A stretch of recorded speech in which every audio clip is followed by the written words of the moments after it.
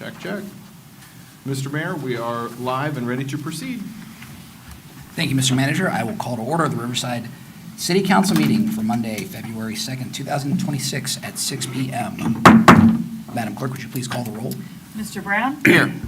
Ms. Fry? Here. Mr. Gaby? Here. Mr. Maxfield? Ms. Angel Patterson? Here. Ms. Frida Patterson? Here. Mayor Williams? Here. Motion to excuse Mr. Second. Maxfield. We have a motion from the Deputy Mayor and a second from Ms. Fry to excuse our absent council member, Mr. Maxfield. Is there a motion? All those in favor signify by saying aye. Aye. Any opposed, say nay. Let me just reboot the computer real quick. Okay. Mr. Manager, are there any additions or corrections to the agenda as presented? Yes, Mr. Mayor, in light of the absence of Councilmember Maxfield, item 10A, which is Resolution 3075, which has to do with the sidewalk grant, I believe that was postponed at the last meeting in part because we didn't have full council here, and since we still don't have full council here, I'd recommend pulling that off the agenda. We could entertain it at the next meeting, which is the 17th. That's the only suggested change to the agenda. Okay. Is there a motion to approve the amended agenda? So moved. Second. We have a motion from Ms. Fry and a second from the Deputy Mayor. All those in favor of approving the amended agenda signify by saying aye. Aye. Any opposed, say nay. Nay. Nay. Nay. So the amended agenda fails. Okay? So we We move on to the, Yep. at this time, if you're able, please join us to rise and pledge allegiance. I pledge allegiance to the flag of the United States of America and to the republic for which it stands, one nation, under God, indivisible, with liberty and justice for all.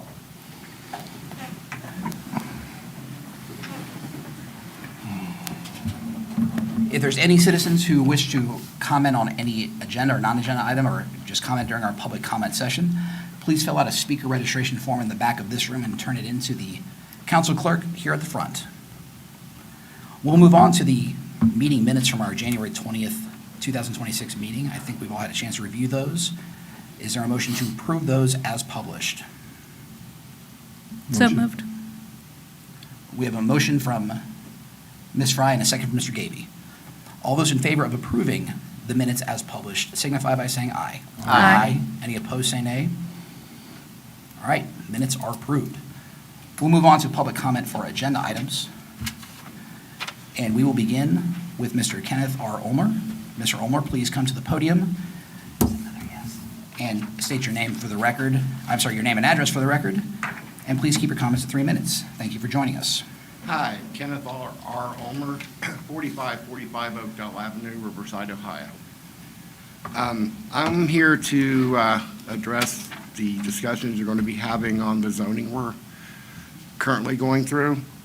I want to remind every one of you that this is only a draft. They've been mentions to you that you should vote on it and let it go and go back to it. That's a bad idea. It's a draft.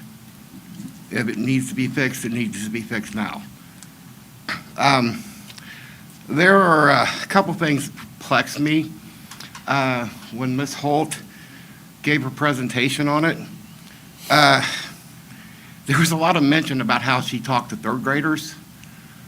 How can we, as adult citizens, take a third grader's opinion seriously? I know when I was in third grade, I had no idea what this would even mean. It seemed like a waste of time to me and a waste of resources. At the meeting, she also stated at 46 minutes and 26 seconds, and this is a direct quote, we've got a plan that I want to see and now and in the near future. Okay, that's one person. With all due respect, and I mean no disrespect towards you, that's one person. That's her job. It is her job to want this to pass. We have to live with this now and forever. Most of us are citizens. It can't happen. one thing that is on the agenda with the chickens. I've read this, and yeah, somebody stated there was a lot of words, and there is absolutely a lot of words. Thing with the chickens, they've not only made it impossible for a resident like myself to get chickens, it's a lot harder now for the people who have the room to have chickens. It's almost like it's presented as we want chicken farms to help Tyson. It's not the fact. The fact of the matter is, it's tight times. Chickens are a source of food. Chickens will have eggs. Chickens will have meat. I would use chicken for fertilizer. I would use their waste for fertilizer in my gardens. The mayor has seen an overhead in my garden. I got a pretty big garden. It's just, it doesn't make sense not to have chickens in this community. We're a very low-income community in most parts. It's not a place where one thing fixes all. And don't get me, Was there anything else you wanted to add, Mr. Engler? just basically, it's, overall, most of the zoning looks good. I really question a lot of the zoning when it comes to the citizen.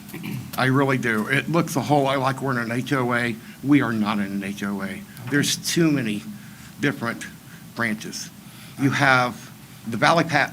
Thank you, have Mr. Olmer. my- We have to be respectful of everyone's time. Thank you. But I appreciate you being here tonight. Next, we'll ask Mr. Joe Lemke of 1519 Brandt. Mr. Lemke, thank you for your time this evening. Please state your name and address for the record, and please keep your comments to 3 minutes. And again, we thank you. Joe Lemke, 1519 Brandt Pike. Do you want me to get agenda and non-agenda, or are you going to call me up again? We can call you again for non-agenda. Okay, fair enough. The funds that are on the new business are a wonderful idea. Totally in favor of that because it keeps them separate. There's no question as to where'd my money go. The problem that I have is a lot of the references are to best practices or until no longer needed. Those things are very ambiguous, and I think particularly when you're talking like evidence, a lot of times criminal evidence, drug dealers get things confiscated. They don't get it back. Now, if a court says give it back, that's great. If a court doesn't say give it back, what happens? You say best practices. What are best practices? Are you going to hold it for a year? Are you going to just let it sit out there? There's no interest. We're not getting any benefit at all out of it. So I think it needs to be a little further defined as to if nothing else happens, what do we do with that money that we have confiscated due to criminal activity? That, in my opinion, is important because that's money, honestly, we could use in our budget. Enough said. On the fee schedule, I saw that the fee schedule was to be discussed. Although we end up with the same amount, it just takes longer to get there.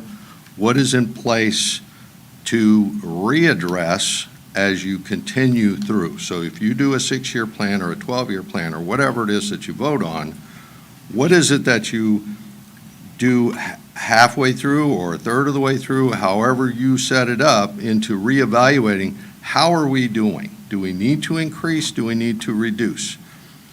That will ensure that we're not just stuck on the same, well, it says so, so therefore it is.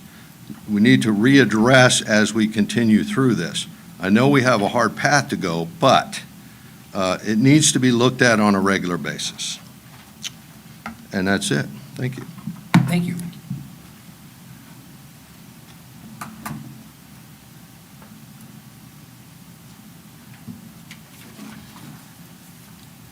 Next, we have Mr. Mike Denning of 4435 Schwinn.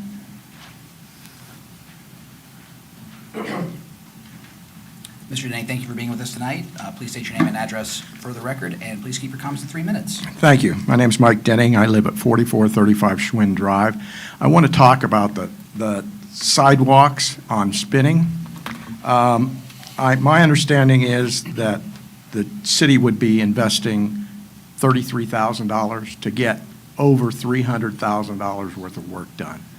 And to me, if we don't do this, that is that $300,000 is state money, state taxes we've all paid in this community. And we should not leave it on the table. That's a 10-to-1 money back, and we need to make that happen. And my understanding also is that that money can only be spent on sidewalks that go nowhere, and to finish sidewalks that go nowhere. And this would be a beautiful situation for us to take advantage and make our community a better place to live. Thank you, Mr. Denning. And our final speaker for agenda items is Mr. John Ziegler of 4238 Blue Rock. Mr. Ziegler, thank you for being with us tonight. Please state your name and address for the record, and please keep your comments to 3 minutes. Hello, I'm John Ziegler. My address is 4238 Blue Rock Road. Tonight, I wanted to ask a question about ordinance number 260878.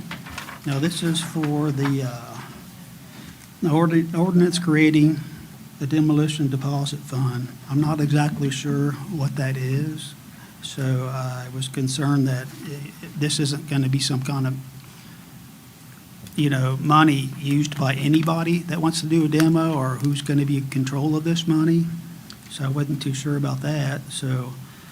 And also, I'm worried about that when they evaluate a property before they tear it down, if they're looking into any of the history of it. And a lot of our homes are getting close to 200 years old now, and we're getting to have less and less every year. We lost 2 on Linden Avenue that were right up there. I don't know if anybody looked at it. They say they can stop a demo in the middle if they find something. But, what if they decide not to? We don't know. Thank you. Thank you.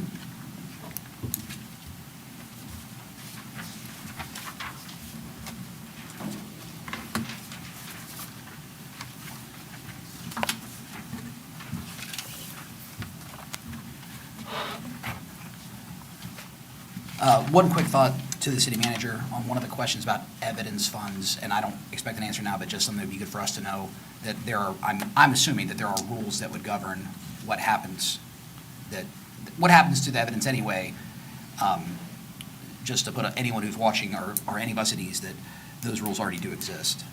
Correct, and we would continue to follow all rules of evidence associated with any intake of any actual physical cash or other valuables as far as that's concerned. So- Okay, but we can also flesh out a fuller answer Right. from Mr. Lemke. Thank you. All right, on to unfinished business. We have a resolution that was tabled last meeting. Correct, and this needs to come off of the table, and there has to be an affirmative vote from council to do that. So you would need, I'm looking at the law director, not to put you on the spot, it would be 4 votes, correct, to take this item off the table. That's right. So since Oops, sorry, Jim, hang on, my apologies. you always want to mute me. I know, right? It's I don't just- blame you. Here you So, go. thank you. So, Mr. Mayor and council members, since this was tabled in the last meeting until a date certain today, under parliamentary procedure, it remains on the table until or unless a motion is made to remove it from the table and place it before council for consideration. So if council wishes to address this item that's on the table, a motion needs to be made to remove it from the table, which needs to carry by at least 4 votes. And then the resolution will be a business item in front of council for further discussion, deliberation, possible action. And is it fair to say that if the council does not have 4 votes tonight, it would come back at the next meeting? Correct. Since it's on the table, it would just remain on the table if there's no motion that carries to remove it from the table, and it would be tabled until the next business meeting on the 17th. Thank you. I'm going to make the motion to take it off the table. Second. Okay, we have a motion and a second to remove Resolution 26-R-3075 from the table. All those in favor signify by saying aye. Aye. Any opposed, say nay. Nay. I, So, is do that- you want me to go ahead and do the voice? Thank you, Katie. Okay. That would have been easier So from the start. that would probably have been the better thing to do. All right, Ms. Frida Patterson, is that a yay or a nay? It is a yay. Yay. Well, I don't want to tell you what, but that's, Yes, thank you. Yeah, I was confused That's for a what you brief were. second. Thank you. Ms. Angel Patterson? Can we clarify what? So a yay means that you want to take it off the table. Okay, was the reason it was tabled was because a council member was absent? I don't remember that stated. At the last meeting, It was it was tabled, voted to but- table, yes. But the reason wasn't stated, correct? It was, I don't For know. more Well, discussion. I Yeah. would say that's what Jesse said. but I'm yeah, sitting you next to voted to put it on the table. That But I don't- has to Well, it's a vote. yay for now. So yay, you want to take it off. Yes. Okay. Mr. Brown, Nay. Ms. Fry, Nay. Mr. Gaten, Yay. Mayor Williams. Nay. So by this failing, it stays on the table and will be brought up at the next council meeting. Can we clarify for the notes that I don't think it was tabled last time because of a missing council member? It was just tabled without further discussion. Can we include that in the notes, please? That was my understanding. Yeah. Okay, so look at the minutes. Right, so I guess, Councilmember A. Patterson, I would, from a legal perspective, I can't speak to how the minutes will be drafted, and without reviewing the minutes in detail from the prior meeting, the minutes will reflect what occurred and a synopsis of what was stated, and especially action items at the last meeting, and what the reasons therefore were. It's not going to be verbatim, so what I can assure you as law director is I review minutes to ensure that they are legal, that they're appropriate. So I understand what the genesis and the reason for your comment, so that'll be taken into consideration when this meeting is reviewed for the minutes to be recorded. And without review of last meeting's minutes, word for word, and without seeing what will develop at tonight's meeting to be recorded in the minutes, it's hard to determine what will exactly be in the minutes, but everyone's comments are reflected on the record that's on YouTube, and then that is used to help assist the clerk in drafting the minutes. So Do you what- need me to read from the last meeting? I have those minutes. Yes, please. The minutes. Yeah. Mayor Williams suggested there be a roll call vote. A motion had not been made. Mr. Maxfield asked if there was a way to table a resolution for further discussion. Mr. Miller stated that they could make a motion to table to a date specific in consideration of this resolution, whether it be the next meeting or a date certain after that. Mr. Maxfield moved, seconded by Ms. Fry, to postpone resolution number 26R3075 to the next council meeting, Monday, February 2nd, 2026. All were in favor, motion carried. So my question would be, since it was tabled for this meeting and not because of an absence, but stated as further discussion, should we not be able to go ahead and take it off the table? Councilmember F. Patterson, in order to remove it from the table under the rules of council which adopt parliamentary procedure under Robert's rules, a motion has to be made and carried to take an item that's on the table off of the table. Otherwise, it remains on the table until an affirmative motion to remove it from the table takes place, regardless of the reason why Or the why it date was that it was tabled. tabled for? That's Okay. correct. Thank you. Thank you. We'll move on to new business, of which we have 4 ordinances. The first reading of 4 ordinances, I should say. The first ordinance is ordinance 26-0-876. Mr. Manager, could you please give us a brief synopsis of this? The synopsis for all 3 of these is substantially similar. These are the ordinances creating the custodial funds that we've discussed for the last couple of meetings. Each one needs its own reading.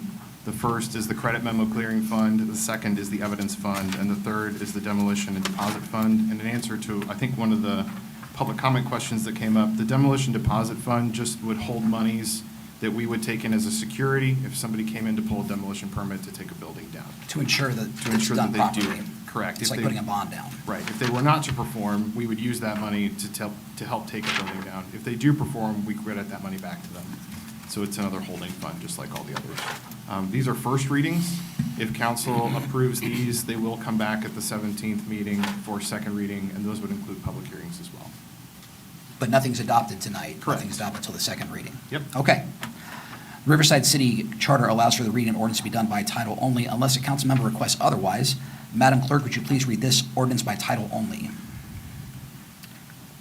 Ordinance number 260876, an ordinance creating the credit memo clearing fund.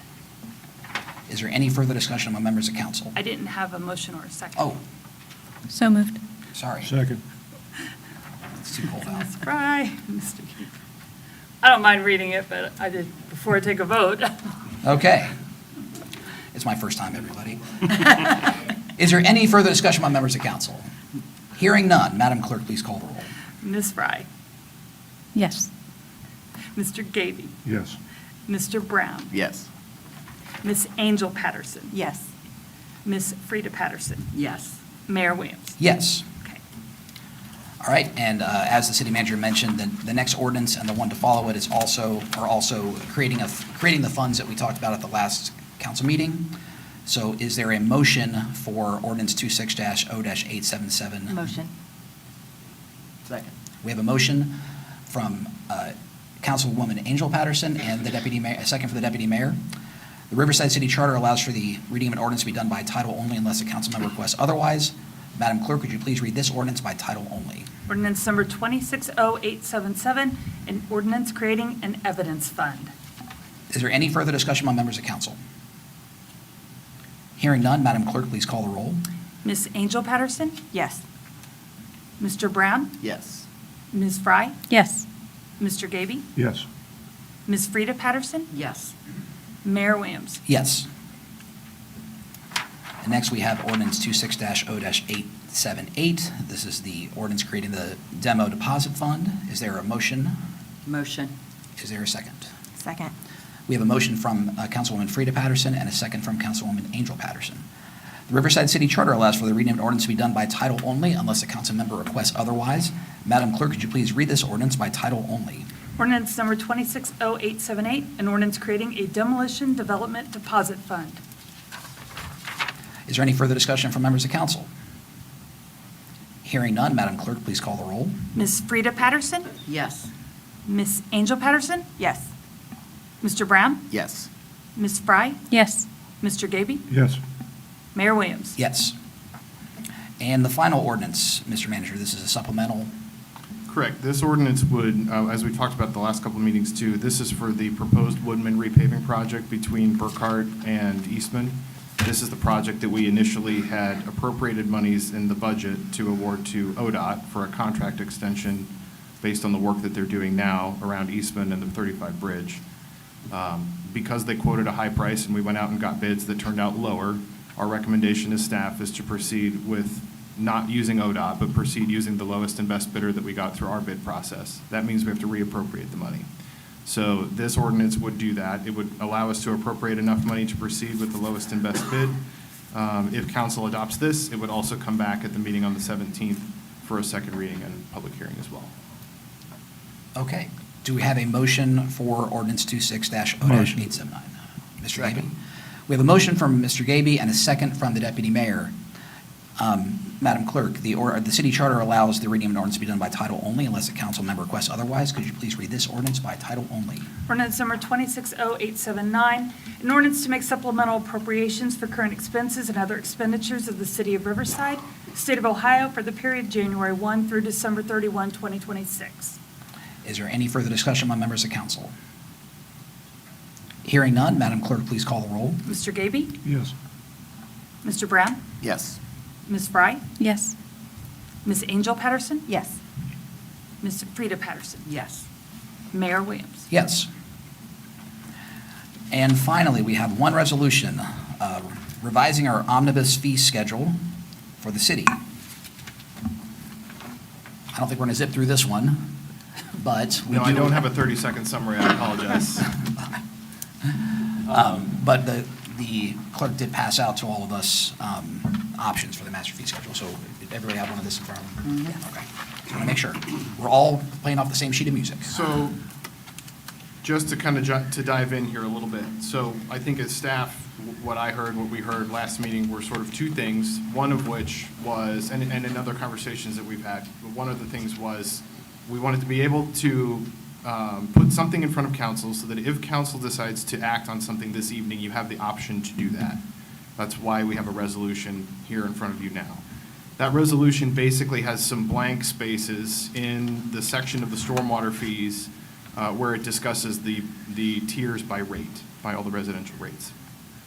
The other thing that we heard that came out of discussion at the last meeting about the fee structure itself was to implement some sort of a ramp to basically phase in these fees over a certain amount of time.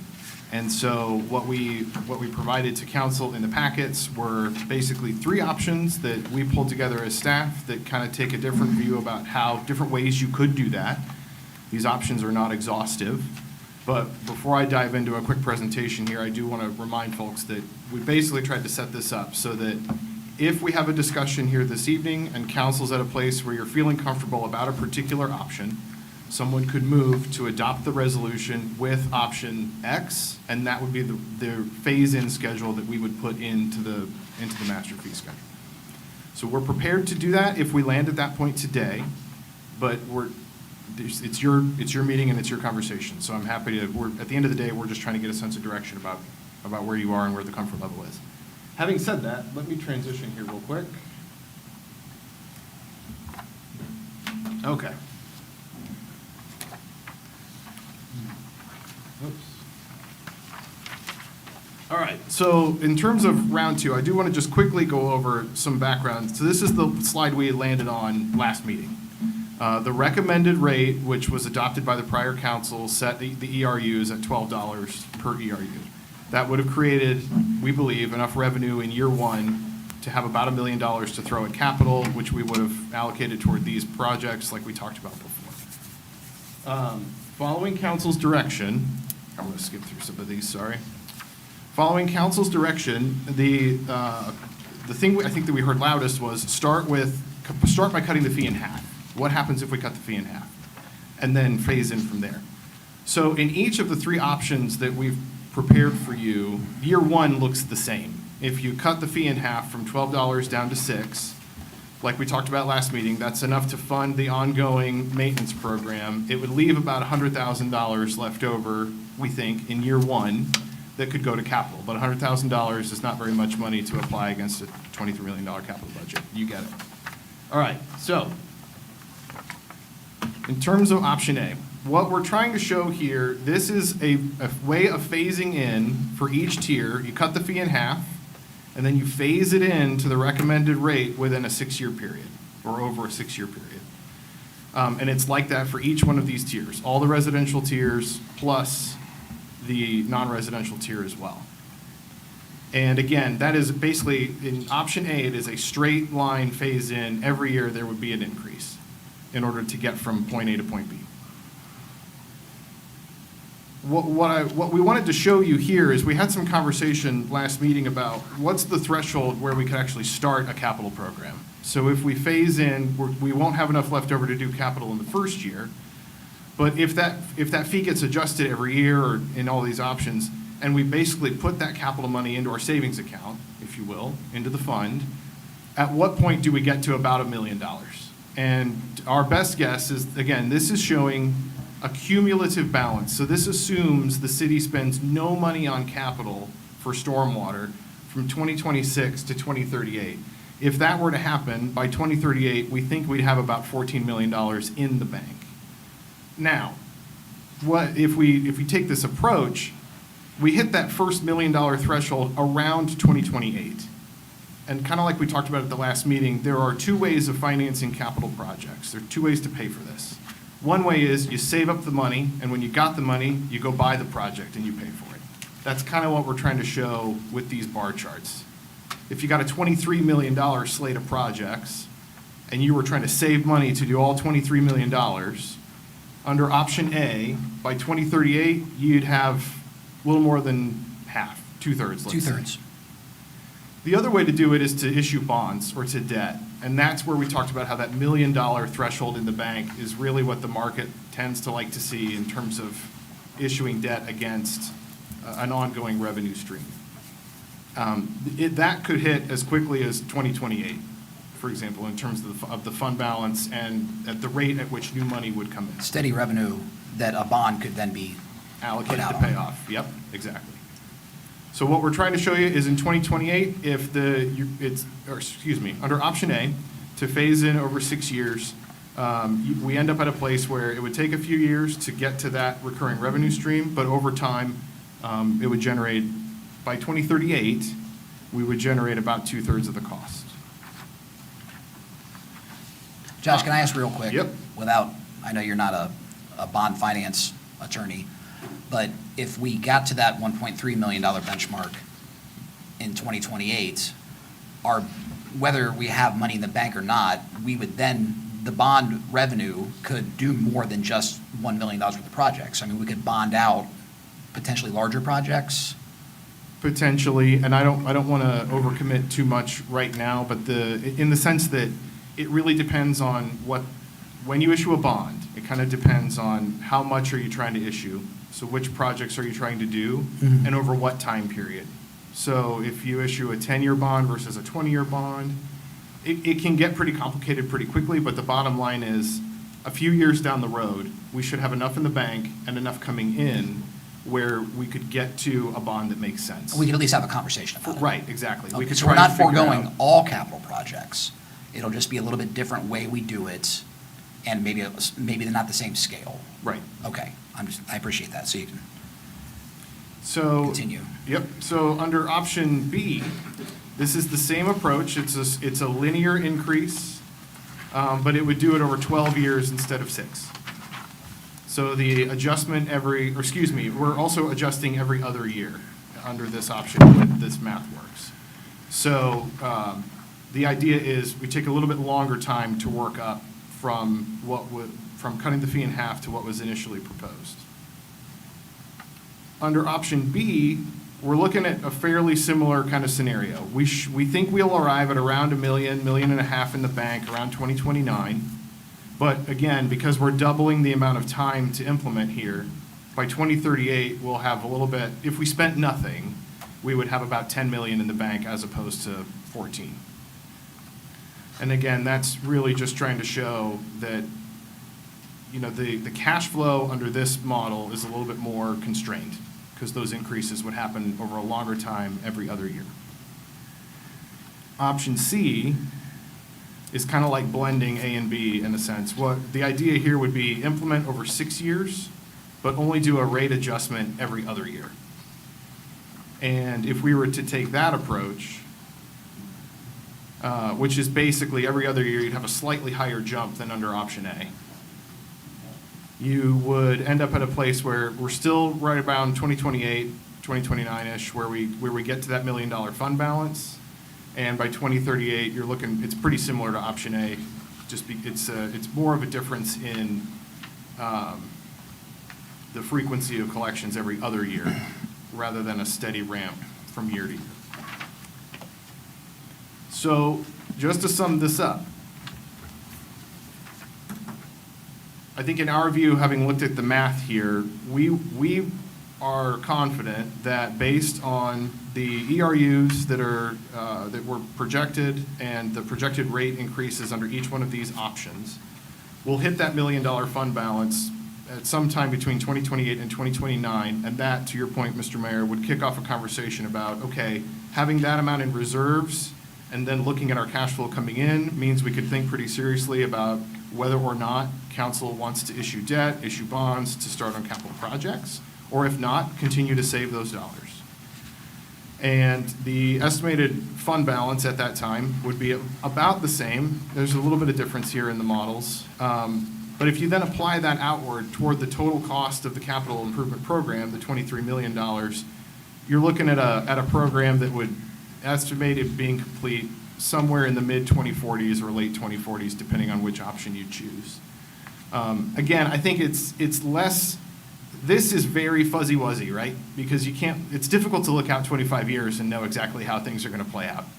What we're trying to do is give you an idea, though, and really, I think, drive a point home that there are differences between these options, but I think the biggest, just in stepping back from this, I think the biggest question for council is all of these options kind of get you to the same place in about the same amount of time.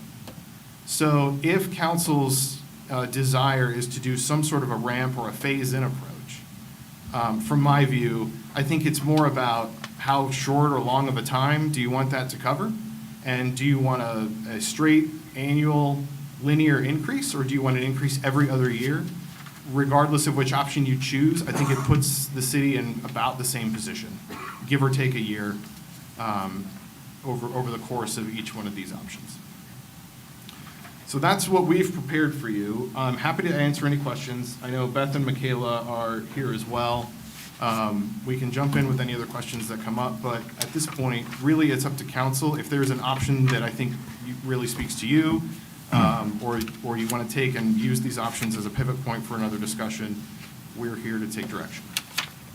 I move to, do you have questions first? Yeah. Go ahead. So before we proceed, there was a question from Mr. Lemke about when we would be implementing these increases. Would that be something that happens automatically, or is that something that we would have to pass every year?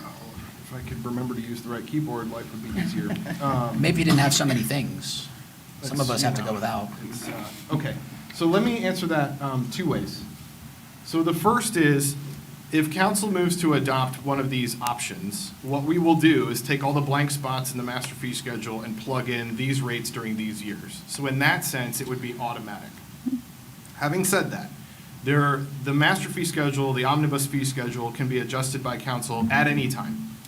You could come back in 6 months, you could come back in 6 years. The other thing to look at is, as long as I'm here, we will have a very rigorous process where we're looking at actual amounts collected. So we will take the first year, look at how much got collected in stormwater utility fee revenue, and then if we're over or under, that sets up a conversation in the budget process to really think about, is the rate doing what we thought it was or not? And if it isn't, then we have a conversation about approach. If we're bringing in more than we expected, maybe council wants to reduce the rate. If we're bringing in less than expected, maybe council wants to increase the rate. But that's a conversation we could have during every budget, every year.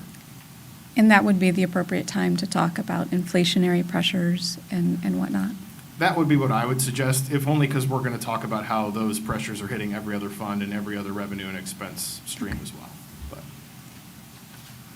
I have a question. I've seen nothing on the non-residential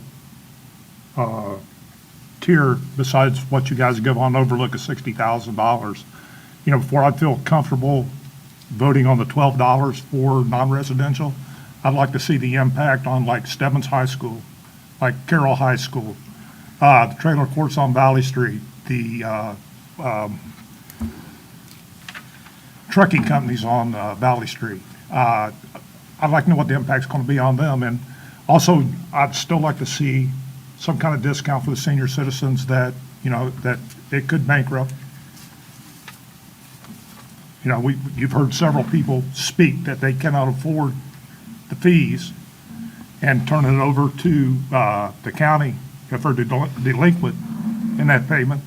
And what's, you know, option, they lose their house. I have a problem. first thing, I think I want to be sure that I heard you correctly, Councilmember Gaby. In terms of the impact for non-residential, what we're trying to show in each of these options is that that fee would get cut in half alongside residential, just like all the other tiers. So for any commercial property that's out there, whatever bill that had been estimated at $12 would basically be cut in half in the first year. Yeah, well, none of them has been presented to us of, you know, what kind of financial I see. impact has it been on. I got you. Josh, is it fair to assume that the reductions that a homeowner or a property owner would be able to bring to the conversation by lessening the impact with rain barrels, or maybe thinking about some of the larger parcels in our community, like Overlook, like the Mad River School properties, like St. Helens Parish, like Carroll High School, like East Dayton Christian, if they bring creative ways to mitigate their runoff, are there still going to be the discounts that we talked about leading up to this? Yeah, yes, the short answer is yes. These proposed changes to the rate structure have no bearing on the credit programs that are available to residents. So the number that you might be looking at, whether you are a tier 1 residential or a non-residential, there are still going to be opportunities to knock that down even further. Correct. Okay. So any available credit would then be applied, assuming council moves forward in year 1, and the base residential rate is, let's say, $6. then any available credit that somebody is eligible for and applies for would knock, I believe, an additional 25%, thank you, 25% off of that bill. And that's, to Councilmember Fry's point, another reason to look at this during the budget cycle, because depending on the number of applicants we have for those kinds of reduction programs, you know, we're trying to show you, a forecasted amount based on all the raw numbers today, but we're not going to know what that actually looks like until we're through that process and we actually get the applications in and start processing credits and things of that nature, so. If I may, if it's possible, I'd like to try to resolve this tonight, just because I feel like we've held residents hanging on so long, waiting to hear what our decision's going to be. So if we can discuss it further to come up to a point of a motion, I feel like we should do that for our residents, so that we don't keep hanging them in limbo of what we plan on doing about this. Just 1 second. Ms. Moore, did you have a? Just to clarify, I think Steve will follow up on your question. Currently, we have published a credit program for residential only. Okay. And we just don't have anything yet for non-residential. Are there any plans to move towards something like that, or what if? I think we have a lot of ideas, but we currently don't have anything on the books. We Okay, I only think to have- Steve's point, that would be something that For sure. we'd want to know for some of our larger parcels. Right, we have ideas, but we do not have a formalized program, whereas for the residential program, we've currently been accepting credits, performing inspections as we gear up to issue the first bills. We currently do not have any type of written documentation. Yeah, that's like Stebbins and Carroll High School, they both have AstroTurf football fields, and they're both Imperial Service. That's a lot of money they're going to get hit with. A lot of parking lot. So, Josh, without getting way ahead of ourselves, Thank you, Ms. Moore. thank you, I appreciate that, Beth. Without getting way ahead of ourselves, if maybe in the next few weeks and months, the staff looks at the ability to possibly have a credit system for the non-residential tier, could there be some type of ability later in the year to have credits applied, even if maybe the first, because bills are going to go out on April 1, right? Would there be an opportunity if, say, in May or June, we have all heard proposals for a credit program that goes towards non-residential, and we all agree on it, for some of the larger non-residential lots to be able to use those and maybe get some of that time back? Retroactive? I mean, I'm just kind of trying to figure out. The short answer is that yes, there are options in terms of how to apply any potential credit that somebody may receive, either retroactively or to put some sort of a reduction, going forward on a bill until that is paid off, if you will, as far as the credit goes, if I'm understanding you correctly. What I would suggest is that basically we could develop, I think our intention and our approach would be, we would develop an approach to the commercial question and then bring that in front of council and eventually incorporate that into the stormwater policy manual and all the other guiding documentation that we use to administer this. So just if we don't have one this moment, doesn't mean there won't be an opportunity for us to discuss one and then Correct. maybe offer it, if we all agree on that. Yeah. I just want to make sure Steve's concerns are addressed, because that is that's a very legitimate one. Mhm. And yes, and that's a conversation or an adjustment that could be made at any time, similar to the stormwater fee in general. Okay. Well, I know Frida was getting ready to make a motion. I just want to make sure if anybody else has any other thoughts we wanted to talk about. I just want to express my preference for an annual step up, just as, if I'm used to a bill going up every single year, that's going to cause me less heartache and alarm when it doesn't go up and then it goes up a different year. Although I don't feel that strongly about it, I just state that Okay, as I it's think just a that that's preference. Again, appropriate. we're all here to give our voice our opinions. My preference would be either of the 6-year phase-in, Which one? either one of the 6-year phase-in. So A or C. Yeah. I was going to make a motion to approve C, option C. I will second that motion. Okay, we have a motion and a second for option C. And before you vote, just to be clear, assuming council approves this approach, then what we will do as staff is take that schedule, put it in, take that rate phase in, put it into the master fee schedule, and staff will use those new numbers as we go about populating the utility billing system and generating bills. Okay. Any further discussion? Going once, going twice. All right. All those in favor of the motion on the table for option C for a master fee omnibus schedule revision signify by saying aye. Aye. Any opposed, say nay. Nay. All right, motion carries. We'll move on to public comment for non-agenda items, of which we have a few slips that were turned in. First, Mr. Dan Tiefert of 15 Beatrice Drive. Mr. Tiefert, thank you for being with us tonight. Please state your name and address for the My name record. is Dan Tiefert, 15 Beatrice Drive, Riverside, Ohio. A couple weeks ago, I was in here to talk about the letter I received from council about a censor and possibly kicking me off any boards or anything that I happen to be on. Well, I think that's totally wrong. I have never lied to council. I've never downed anybody. Everything I have told has been the truth. But if the city thinks that I'm such a bad person, they can have me. I'm done with everything with the city.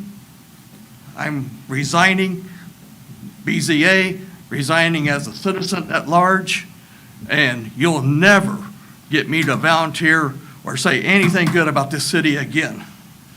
And that's what you want, that's what you got.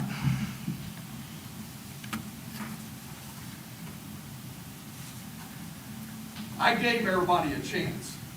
2 weeks ago, I talked to Mr. Miller about setting up some type of meeting, and I have not heard a thing in 2 weeks. Thank you. Thank you, Mr. Tiefert. Next, we have Mr. Tim Gosnell of 12 Beatrice Drive. Good evening. Good evening. My name is Tim Gosnell. I live at 12 Beatrice Drive in Riverside. I'm going to start a little different tonight than I normally do. Oh, not on the microphone, I'm sorry. A little bit different tonight than I normally do. Thank you. I asked you to look at the stormwater fees. You looked at the stormwater fees. I asked for some relief on the stormwater fees, and to some degree, we got relief on the stormwater fees, so thank you. Not being mean, I appreciate it. I know it's been a battle for 6 months here that we've been talking about it and going through everything. So I do, I appreciate it. I appreciate what you did. I don't believe the numbers. I'll be honest with you.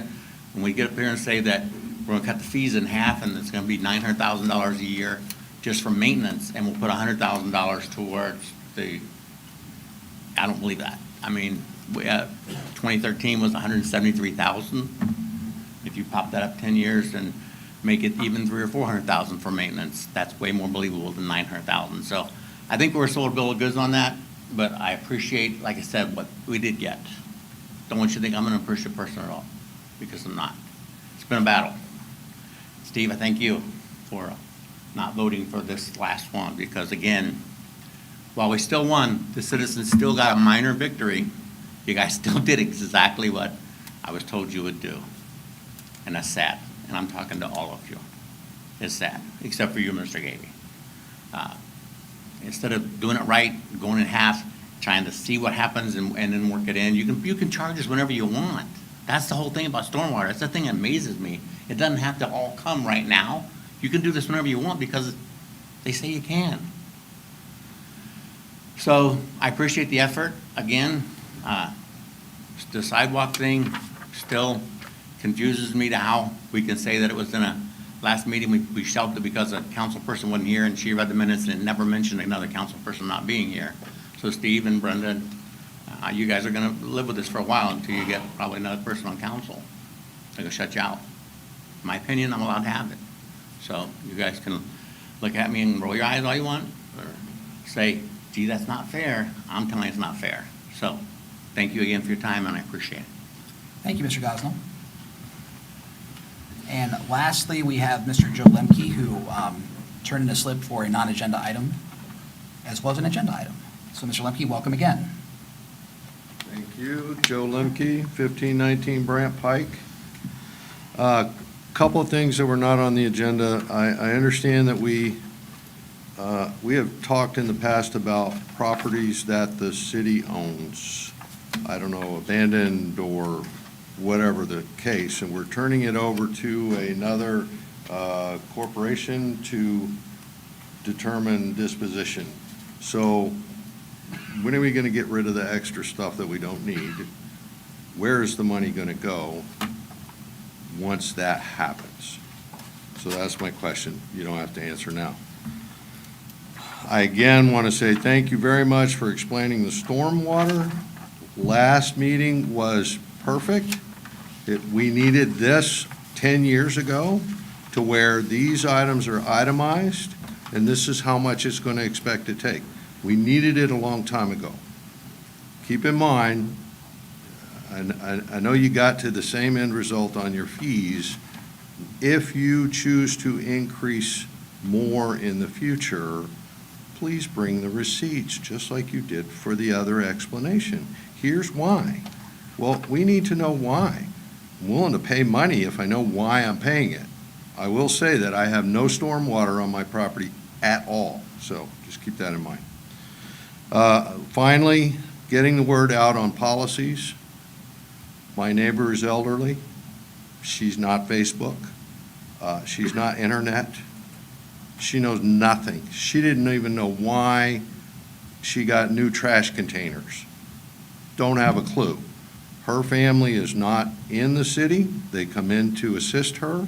She doesn't have a clue. I can tell you now, when she gets that bill in April, she's not going to have a clue about why that is either. So therefore, you run into potential delinquencies just over the lack of knowledge of what's going on. And I would suspect that there are probably a good number of our population are in the same boat. So I know you're doing things on Facebook. I get it. Perfect. You're doing some email. Not all of those people are in that environment. So I don't know how you fix that, a mailing, a flyer, I don't know. Just know that there are people that are not understanding what's going on currently. We explained it all to them, but who knows what happens down the road when we want money from them. So that's all I got. Thanks for your time. Thank you, Mr. Lemke. Just as a follow-up question, do we have slated any sort of mailing to go out prior to the regular billing? I know that we've sent out information with our newsletters, but I wondered if a separate mailing that does not look like a newsletter but looks like official mail would be useful in this situation. We will talk about what options we may have. Part of the reason that we have not done that so far is because we didn't have clarity on what numbers to put in that information. But now that we're there tonight, we can knock our heads together on how best we can help get the word out in advance of any bills. Okay, thanks. Okay, we make sure that includes how they calculate the rate so they know where they fall or Yep. where to.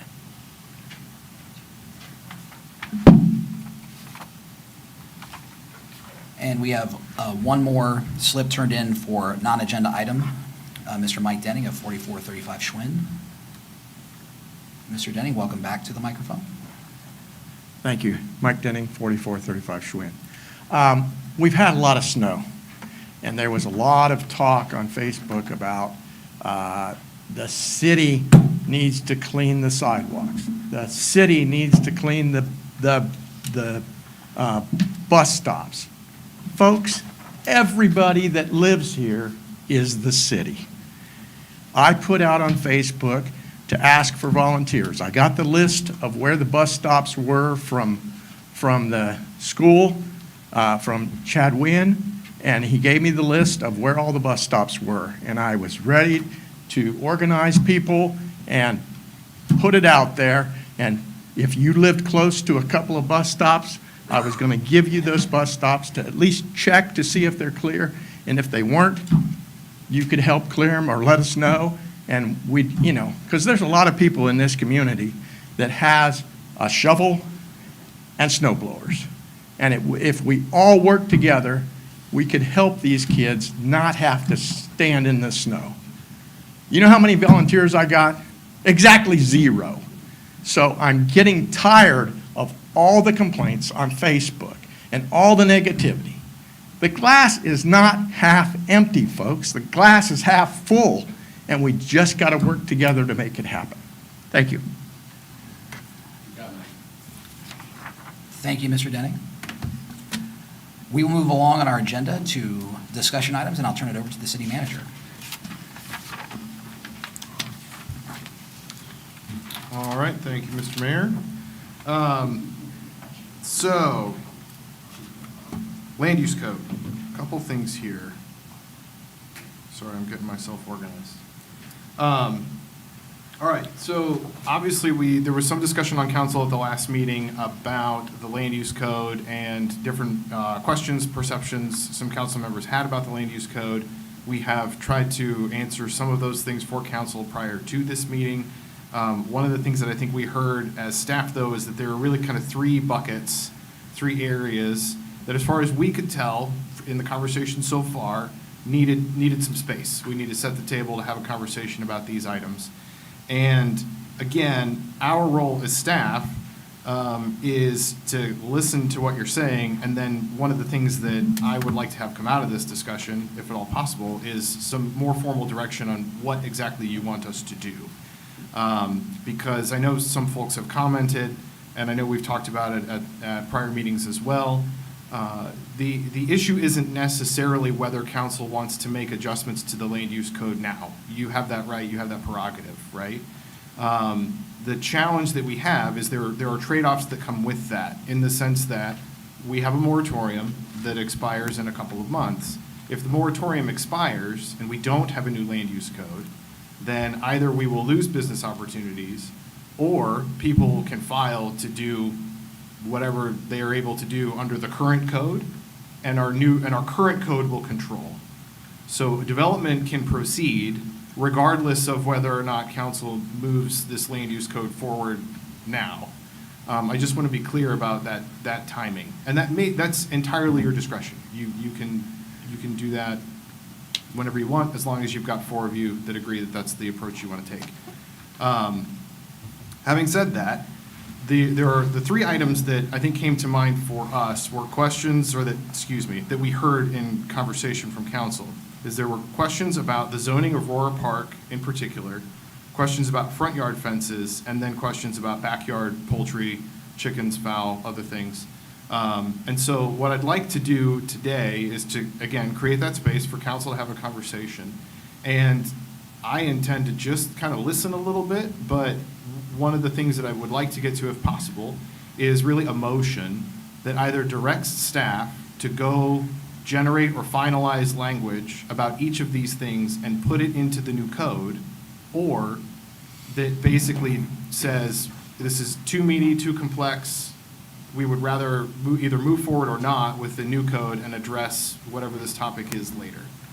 So really just, what we're looking for, I think, as staff is, what do you want in and what do you want out, so that we can get you a code to vote on one way or the other, however you want to do it.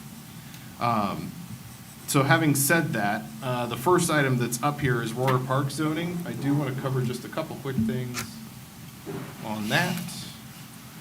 So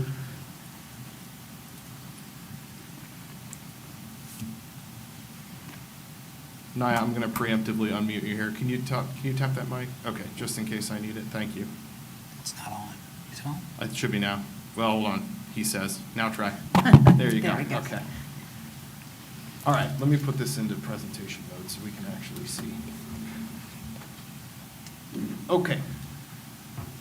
So the current Aurora Park is down here in this CI district, under the current zoning. So we're looking at current zoning here today. And it's campus institutional. Thank you, yes. Where all of our parks and schools are in that zoning currently. Correct. And then the parcels just north of here, Naya, this is R1, if I'm correct? Yes, that's correct. Which Okay. is So the current zoning is residential just north of the park, campus institutional for the park, B2 adjacent to the park, and then I believe this is R3. R3, yes, thank you, Naya. So this is one of those situations where if no new code is adopted, anything that fits inside these zoning these zoning districts can go in by right as long as it meets the requirements of that zoning area. The proposed zoning recommends rezoning the entire,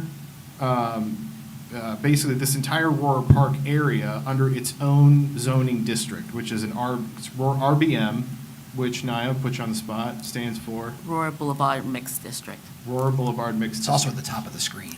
Oh, yeah, well, that helps too. But I'm trying to make eye contact and maintain a conversation. All right, so the idea, though, is that the part of the rationale for why this was recommended to be rezoned sort of as one package is that in the context of that 18-month conversation with the community about the comprehensive land use plan and then the actual zoning code itself, this area had been identified as an area of potential redevelopment. That doesn't mean that it will be redeveloped. It just means that if something went in, the underlying zoning would govern what could go in by right.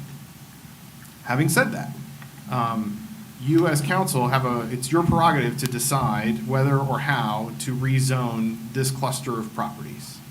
And so I want to just set that table for that conversation because I'm pretty sure folks have some opinions about it. I will say, though, that I would ask probably not to have a motion on this until we are through executive session, because part of what I want to do is share a little bit about some of the businesses that have interest. To be very, very clear, there are no businesses that we're talking to now that have any interest in Aurora Park proper. The park itself. Right, the park itself. So there is no chatter that we are aware of about developers wanting to come in and redevelop Aurora Park. That is not on the table.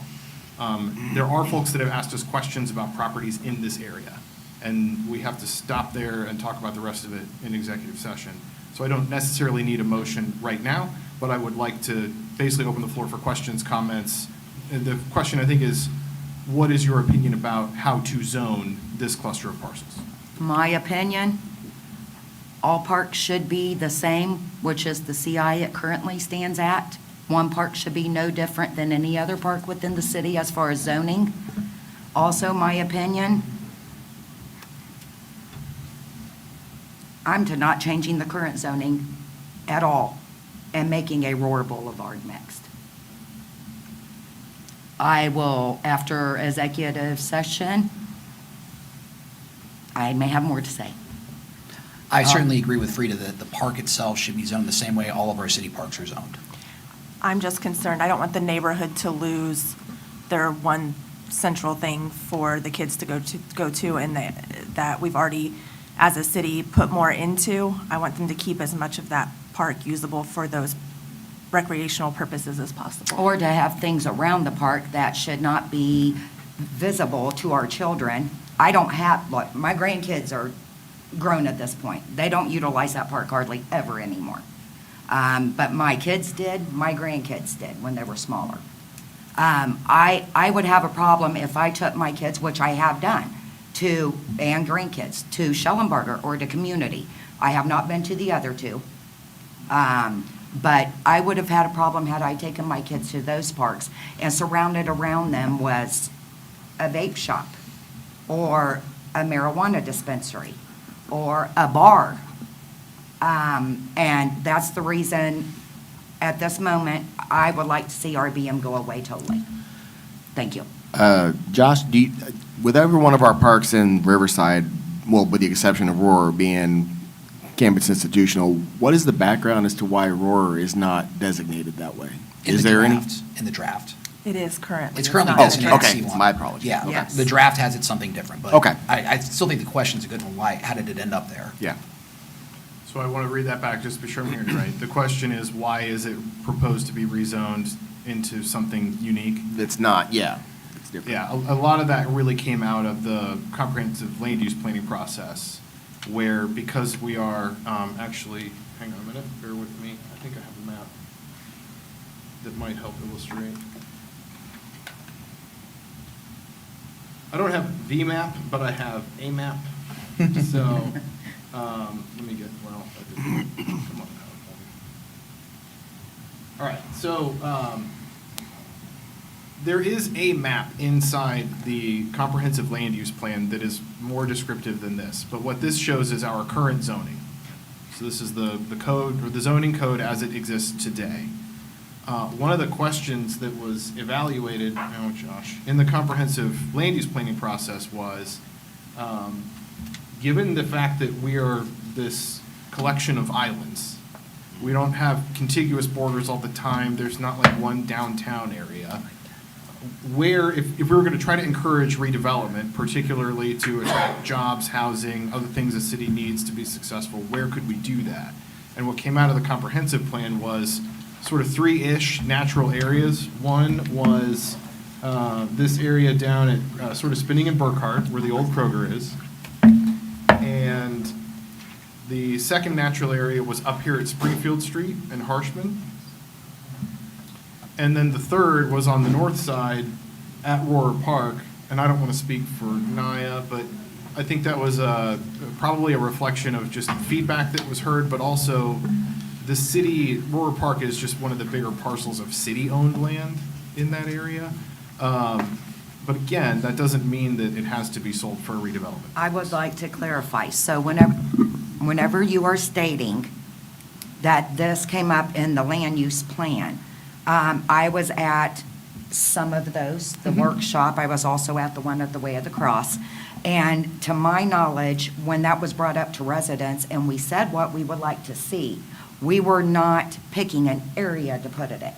That came up by the zone company and Naya or whoever. That was not the residents' input as to where they want to see that. Right, and so Okay. just to build off of that point, one of the things, so the consultant that we used to do the comprehensive land use plan was a company called MKSK.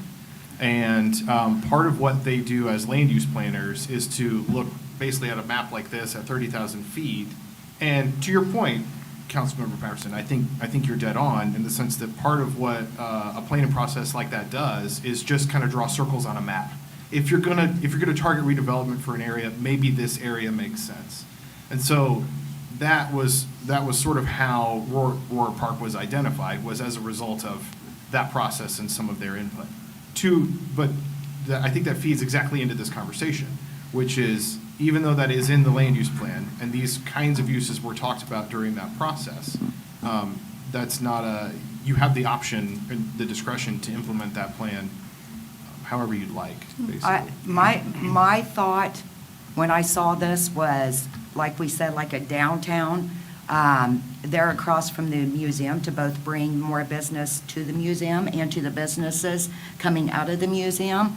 But now that that's been given to the CIC, I say that changes a lot of this. And once again, we definitely need further discussion on Rohrer Park. So if it was possible for Rohrer Park itself to stay the CI and the rest that's on that map to go to the new zoning, and something went in there, was developed there that residents did find unsavory for their kids at the park, would fencing off the park and whatnot under the city be an option at that point? Does that make sense? So- It still won't prevent them from seeing. I mean, when we're talking, this is my opinion, but on that, but, I mean, I'm not going to take my kids when they're little to a park that a bar is by. I mean, I'm sorry, I've been to bars, okay? Not saying I haven't. However, whether it be day, evening, or night, the things you see outside of a bar are not appropriate for children to be seeing while they're trying to visit a public park. Naya had her hand up for a second. I don't know if she wanted to add something. I was going to add that there are screening requirements for any new development. So there has to be landscaping, fencing, as you mentioned, Councilwoman Patterson, that have to be between land uses. But that doesn't stop, like, they don't have to screen a parking lot. Do you see the things I mean, I see a lot of things in bar parking lots, even just driving by, not even being at the bar. So there again, this is not something that I, as a mother or grandmother, would ever want my children to see. So I'm trying to think of everybody else's children that would go to that park, because I'm past that stage. So, I mean, I'm thinking of everybody else's children, and I don't think that a lot of these are appropriate around a park.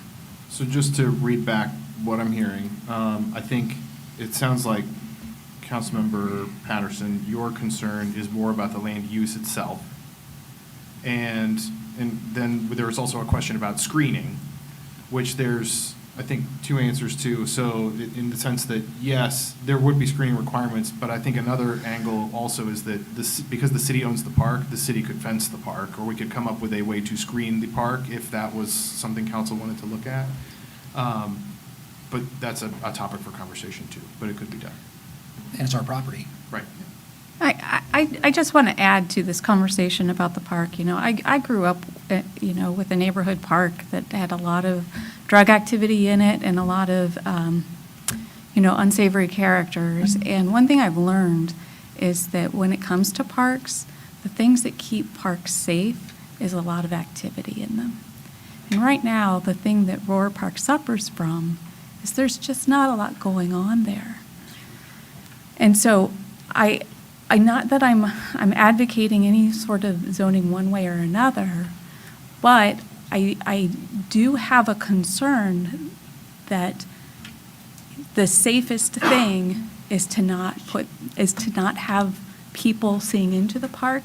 I don't think that's true. I think having a lot of activity where there are a lot of eyes is precisely what keeps a park safe. I do agree, but right now that's already zoned residential, and correct, we don't own that. So, outside of the park. So, at any point in time, it would have to be either somebody willing to sell, or however that process would work.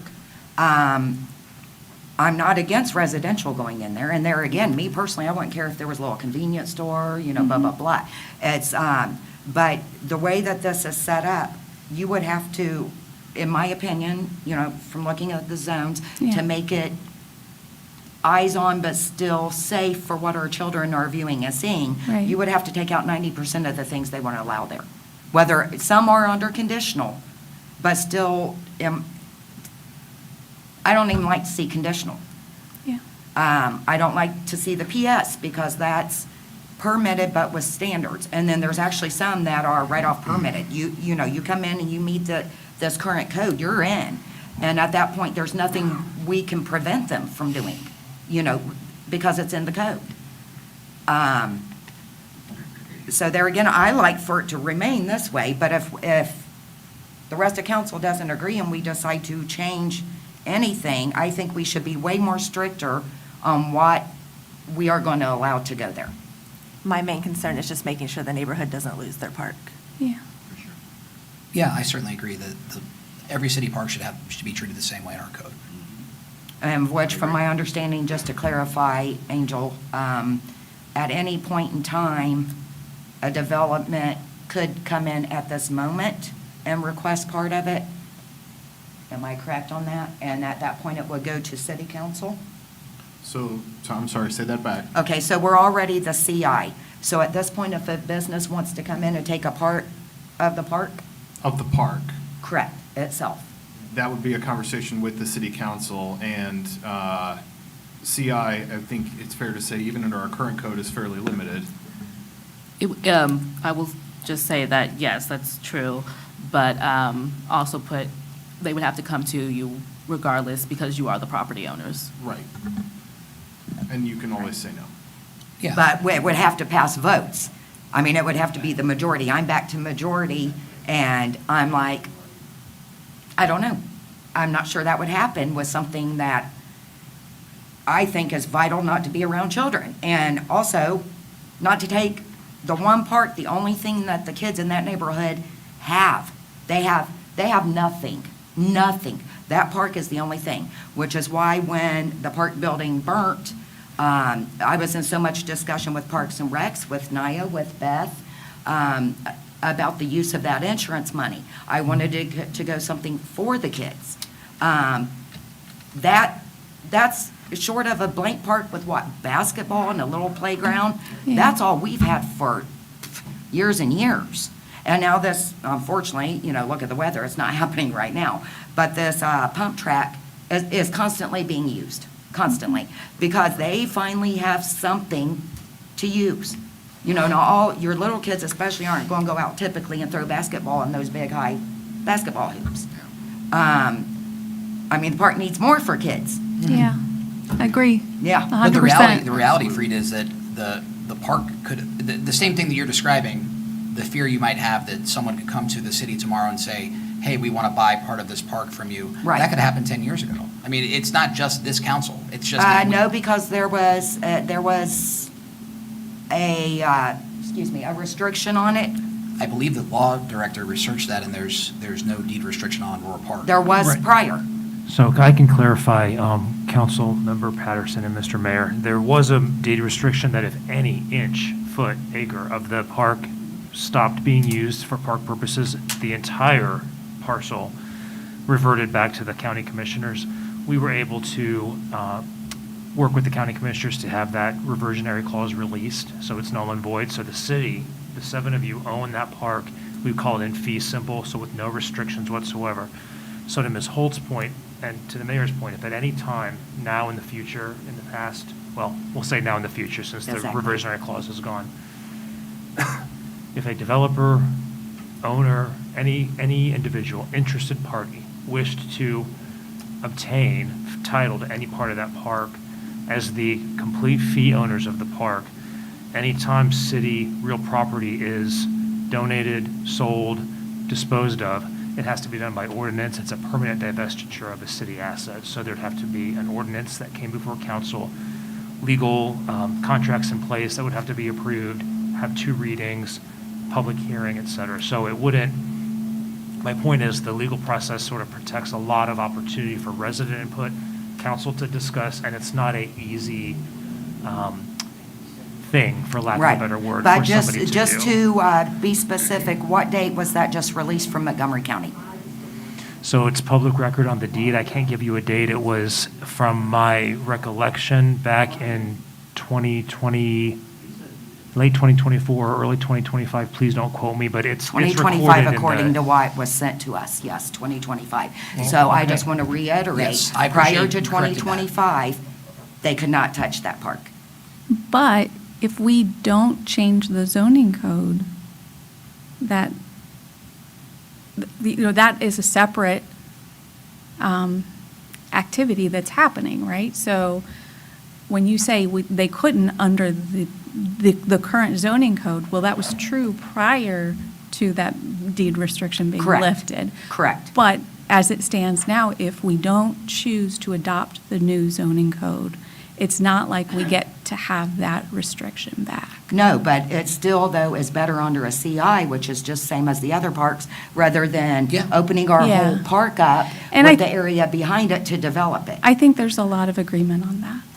Yeah, my recommendation would be to keep the park as CI, and then we could maybe be flexible on the rest of that Roar Park area still. Discuss further the area in the back and how we want Yeah. that zoned. So I think that's a good place to pivot, but just one other thing, too, just to jump in real quickly, is I'm actually kind of hearing 2 different sort of threads in this conversation. One is about just ownership of the park itself. And I think there's some homework that we can do, because to be really clear, the county commissioners, my understanding of talking with the staff over there, is that they released the deed on that park primarily because they don't want it. And even if it would have been developed in like a pure hypothetical, even if something would have happened to trigger that reversionary clause, it would have fallen back to the county, and Lord knows what the county would have done with it. But they've been out of the parks business for quite a while. One of the items that we can do a little homework about is if council is interested in some sort of a deed restriction or creating some sort of a fallback for that park, we can do some homework on that. Our own deed covenant? Sorry? Our own deed covenant? Our own deed covenant, or maybe there's a conversation to be had with like Five Rivers. I don't know that they're interested in more parks either, but you know what I mean? Like there are. But a other- fail-safe. Right, there are other regional partners that we could go talk to about how to safeguard this asset for the neighborhood. And that could happen regardless of the zoning, if you follow me. So there's work that we can do to help safeguard ownership of the park itself. But in the meanwhile, that's going to take time. Right now, we're dealing with the pass the code or not the code. That's So fair. if that's the fact, we need to resolve this in order for me to be a yes to pass this code. That's fair. I'm just saying Okay. that there are 2 separate elements that we can try to address these concerns through. We can look at the ownership piece, and we can look at deed restriction pieces of it. we can also look at zoning and trying to, because the other thing that I'm kind of hearing is maybe there's appetite to keep the zoning at CI, which is, it continues to be a more restrictive zoning even under the new code, at least for that park proper. Correct. I think that's what we're hearing. All right, Okay. so I won't ask you for a motion on that right now, because like I said, I think there are some other conversations that probably need to happen. But I think that's helpful for us too, because I think that depending on how those conversations go, I think that's a good sense, general sense of where you all are at on that question. Let me get to chain link fences. Okay. So one of the, I think, ideas that came out, or in the conversation, or I think one of the, what's a fair way of saying this? We have neighborhoods, like we've talked about at Citizens Academy and in other places, other contexts, that are wildly different from each other. Fair? Like you've got some that were platted in the 20s that have really narrow lots. You got some that were platted in the 60s and they're wider. You got some that were done in 2010. That was Brentwood, right?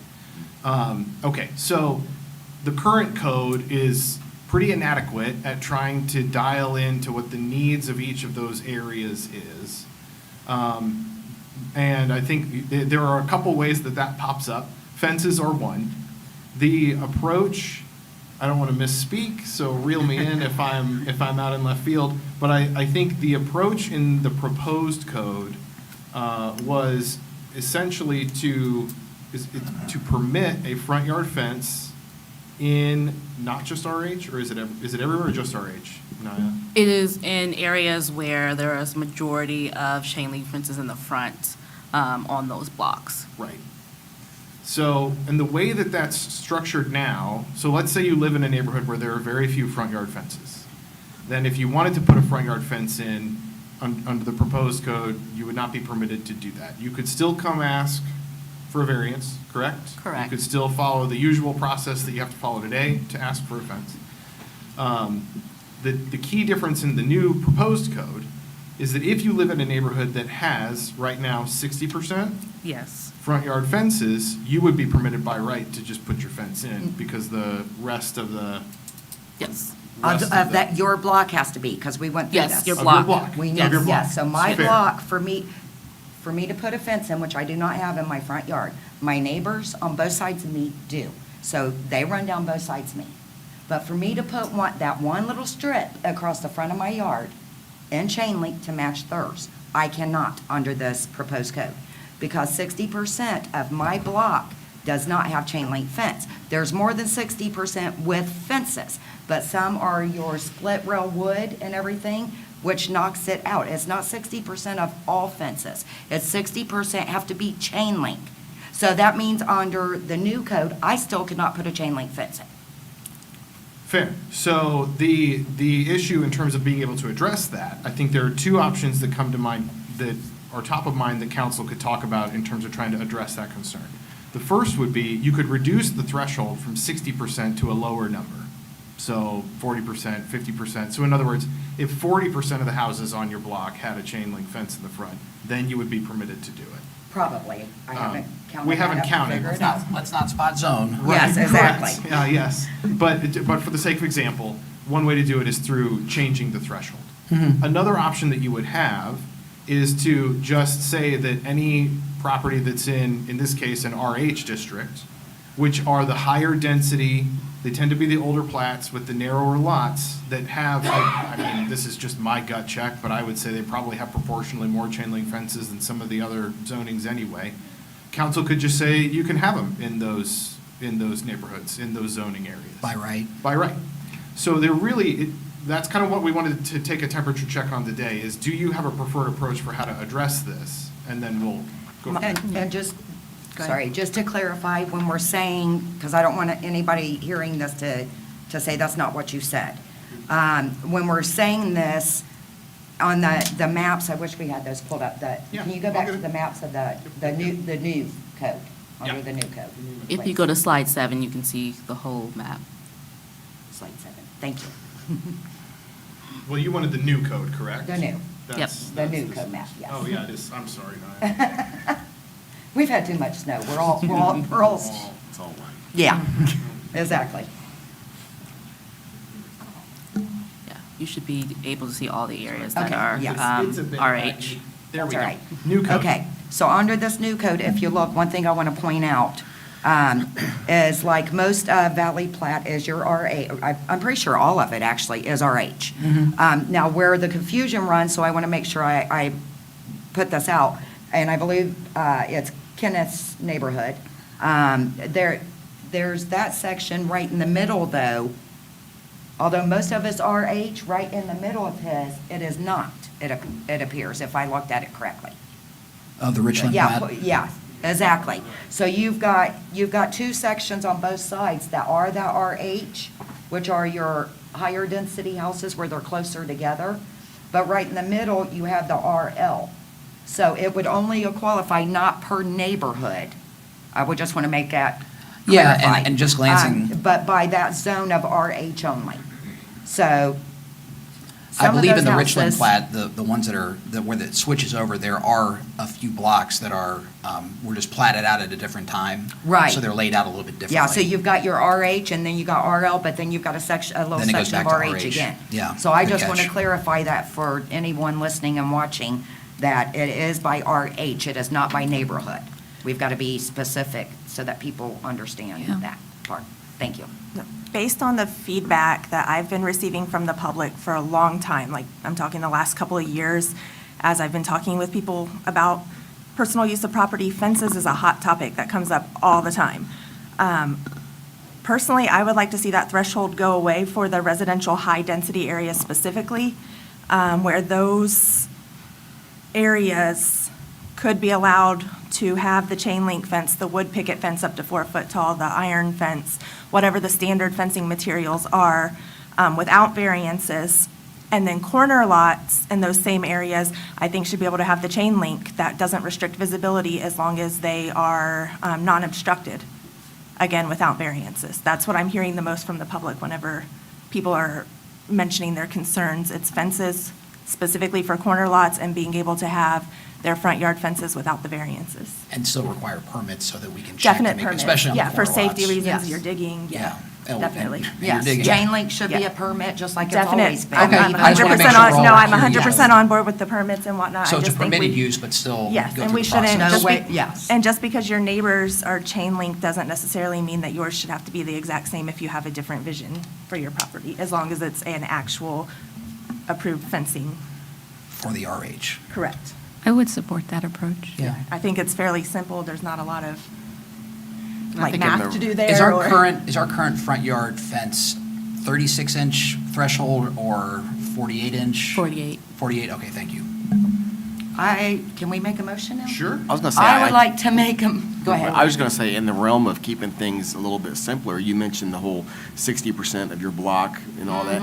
I think that's kind of, that doesn't make a lot of sense, Thank you. because, I mean, it just overcomplicates things. I mean, Right. why would you have it to where it's an open to do it on this block, but not on the next one? I fully agree with, if you're going to do it, you're going to do it for the whole area, highly not just agree. block by block.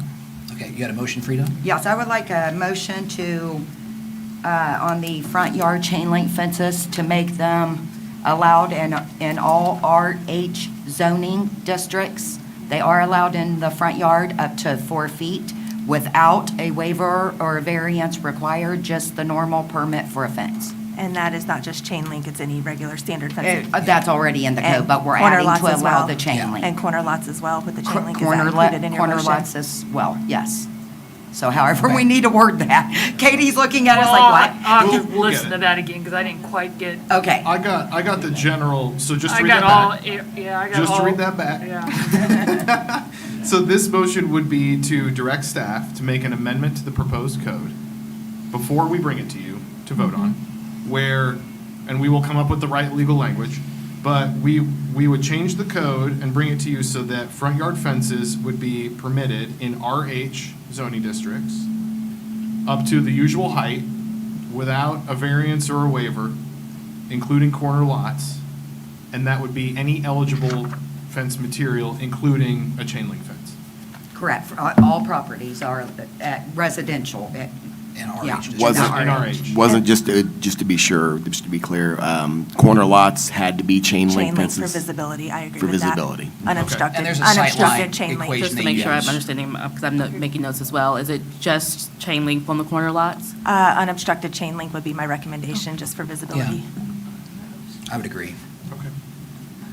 Okay, so we have a motion from Councilwoman Frida Patterson. Is there a second? Second. Second from Ms. Fry. Any further discussion? All those in favor of the motion on the table signify by saying aye. Aye. Any opposed, say nay. Motion carries. Thank you for the direction on that. That is very helpful. Last one's backyard birds. My favorite. Everybody's favorite. Everybody's favorite. A topic that has never been talked about in this town. Okay, so again, and this is just me with my hat on, in the years that I have been here, this has always been a highly divisive topic. And so, if council is at a place where we have consensus, this is where motions like the one we just did are super helpful, because then we'll take whatever you tell us to do and go run with it. But the reason we got to the language in the proposed code is that this issue's always been highly split. The Planning Commission has done a lot of good work over the last several years to try to figure this question out. It was talked about again as part of the proposed code rewrite process, but at the end of the day, Planning Commission was split 2-2 on moving proposed chicken, fowl, changes forward. So right now, the proposed code just has the current requirements, same requirements that we have today in the current code. Having said that, your prerogative, wanted to open the floor for that conversation just to, again, this is an area where you can go blanket citywide, you could go by zoning district, there's a lot of options here. It tends to be something that gets unpacked quite a lot, but I already sent my email out, if everybody did open it and read it, about an example legislation that I would like to see on chickens. I read through the legislation. I thought it covered a lot of the questions we had and had a lot of common sense health and safety protocols in place. Reasonable limits, but still allowing people this use that could help with their food insecurity and independence. I'm going to make a motion to make an amendment using the language that you had using proposed. the email language that I proposed. Yes, thank you, Josh. Okay. So I wanted to talk about the fact that in the proposed legislation you sent out, it disallowed free-range chickens. Correct. Which, if you had a fenced yard, it might be that the health and safety of it might be improved. They fly. Well, They would Not be in high, the not very neighborhood. high, I've had not very high, chickens. but a That's little my bit. reasoning for that. They flutter. Yes, that was my reasoning for no free range. okay, Yes. fair enough. Yes, thank you. Thanks for asking. I'd rather, Yeah, no, yes. that's a good question.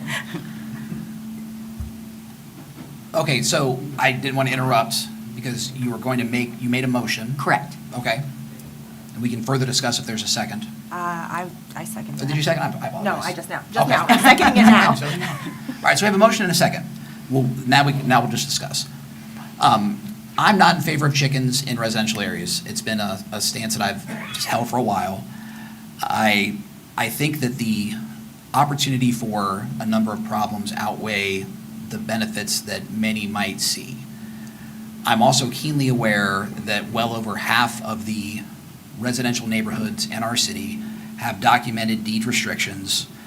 The very same instrument we just talked about to try to safeguard Roar Park on the property contract that spells out the use or the practice of raising livestock, including poultry, in a residential backyard. So I feel like when people moved into their neighborhoods, in many cases in our city, that doesn't go by zoning district, it doesn't go by this side of town, that side of town, that whether people realize it or not, they were signing a contract that agreed to live by those standards. Just like a deed restriction also carries similar language to zoning codes where it might say, you can't use your garage for an industrial use. It's a residential neighborhood. People lived here, or they moved here to be in a residential neighborhood, not in an industrial district.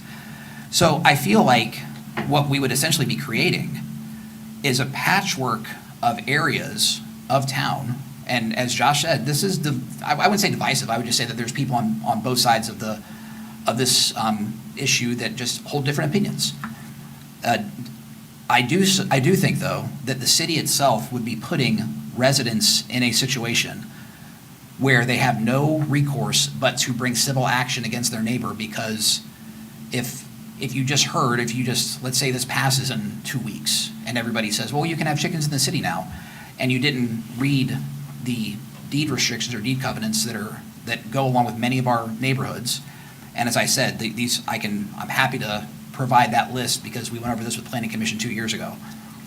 That person could then, a month later, get hit with a summons from a judge that says, well, you're clearly violating one of the deed covenants is a part of your neighborhood, and you might not even know what that is. And you would say, well, the city told me I could have chickens, and now the judge is telling me that I'm being sued, and I can't have chickens, and I might have to pay court costs. I just feel like there's too many opportunities for that type of thing to happen. And I also just don't, I realize that there's a lot of examples we can use where maybe the current economy or the price of eggs, which are lower than they were a few years ago, I don't think that we should make a permanent decision and change the character of many of our residential neighborhoods to agricultural. I do appreciate Frida putting a lot of time in her proposal, but her proposal went one step further than what Planning Commission rejected, because Planning Commission had a proposal that did not include the ability to harvest anything more than eggs. That's because, if you know anything about chickens, they are sold by 6. Legally, a seller cannot sell less than 6 because they are flock animals. Now, what happens is, it's been proven over and over, 6 and more, for whatever reason, that promotes more egg laying, okay? Now, chickens only lay for 2 to 3 years, okay? So if you're one that wants those eggs, not only because of inflation, but because they are way healthier, they're not processed, they're not however old by the time you get them in a grocery store, then at some point your chickens quit laying. What are you going to do with your chickens now? You have to go get more to continue to lay. So in my view, if somebody's wanting to eat that chicken for dinner instead of going to the store and buying one, then that resolves the issue of let's turn them loose and let them run the neighborhood. So I'm covering all aspects with that code. I mean, I dove into Yes. it majorly. Very much I so. went through other states and other cities' codes to come up with what I felt was reasonable for everyone, so that health and safety is still involved, so that we do away with the fact that people's going to turn chickens loose because they're no longer good to us. If you can eat them, they're good to you. And unless you're a vegan, you're going to eat a chicken. I'm just saying. So, but that was covering all the aspects. But I would like to mention, I would like to mention, when you talk about deed restrictions and stuff, if you live in an HOA, you knew when you got in there what you were in. I'm not against them. That's everybody's preference. It's not mine. So that should never come up as an issue under an HOA. If there are deed restrictions, I mean, there again, I'm sorry, but did you not read your deed when you purchased your property? Because I did. And I'm glad you did. Yes, but I think that falls back to personal liability of Personal what they read or responsibility. did not read. And if there becomes a court case because their neighbor has chickens and wasn't supposed to, then that's on them for not knowing what their guidelines were. Absolutely, and I'll jump to you in one quick second. What I feel though is that we would be putting people in a position where they would have to resort to that. And No, we're not putting them there by passing that code. They're putting themselves there by not knowing what their deed says. Sorry. Fact. I could Brenda, interject. all right, we'll go Brenda, then Andy. Okay. Thank you. I would like to offer a suggestion to thread the needle. Rather than making a permanent change to our zoning code, that we offer a pilot program for a number of years for a certain number of people who come in and get a permit to have chickens, and we let that pilot program run, and then we respond to, how that plays out with a more permanent solution. Sorry. Jump to Andy. I'm referring to our law director real quick. Do city ordinances overrule deed restrictions on properties? Deputy Mayor Brown, so city ordinances are law that the city can enforce. So the difference between a city ordinance, whether it be nuisance, code enforcement, et cetera, versus an HOA restriction or a deed restriction or covenant, those are private contractual agreements. The city cannot legally enforce those. So to the mayor's point, the way for a property owner who feels aggrieved that perhaps a neighbor is violating one of those deed restrictions or a deed covenant is to file a private quiet title action or trespass or whatever the private claim may be. The city does not have any authority to enforce HOA or private deed restrictions. The city can only enforce its zoning code. So under the law, if we're talking about enforcement from the government, from a city, yes, ordinances and local regulations override in terms of what the government can do to a property owner versus HOA restrictions and other deed covenants don't give the government a right or an authority to pursue enforcement against those individuals. It has to be a private action between the aggrieved property owners. I hope that answers your question. It wouldn't be our job to go enforce a private deed restriction. Sure. But my point is that we would be putting citizens in a position where, well, I can just take you to court and I'd win because it says it right here in our subdivision agreement that whether you realize it or not, and I'm glad free to read, I mean, I've read mine and I'm glad, I hope many people read theirs. A lot of it's just straightforward stuff. But my worry is that we would put people in that position and then the blame would end up on us. Not because it's our fault, but I think the blame would end up on us for causing that level of confusion. I would like to remind everybody that the land use code is supposed to be community-driven, this draft, and the majority of the community has already specified, the respondents specified that they wanted to have chickens, the majority. And I'd like to see it without a permit. Majority of respondents, 254 Correct. respondents. Okay, so did their Of those- voices not matter? Of those respondents, 147 said yes for chickens, 107 said no for chickens. And that is still the majority of With respondents? 7,500 households, we're talking about 2%. So those people's But voices didn't their matter? voice matters, but we just spent a half an hour talking about the Roar Mixed Boulevard District that the same number of people had all their input on, and we want to throw all that out. Well, No, they did not have it for Roar. They had it for the city, not a specific location next to a park. Let's clarify whoa, that. I'm saying the same zoning code that had input from citizens. I guarantee if you went back out there and said, we're putting it right next to a park, they would say no. Oh, and I guarantee if we went house to house and said, we want to let chickens go everywhere, do you think we'd still have the same number? We're not I do- letting them go I do think- everywhere. I We're do having think them that- restrained in a I do coop. think your Now- numbers would still be the majority, in all honesty. For chickens, yes. Okay, now, Angel, I just wanted to specify that the same zoning code surveys that we're saying shows an overwhelming majority of respondents want chickens, shows that 147 people expressed that, and 107 people said they didn't want it, and we're talking about a city with 7,500 residential units. I just want to give some scale to this. And the same survey method that brought us the other zoning codes that we debated earlier, that maybe we found some good and maybe we found some bad in, was the same process. Correct, but the process did not say exactly where, that you're putting it by a park. I think if that would have been specific in that, it would have changed everything, because there again, I was in 2 of those.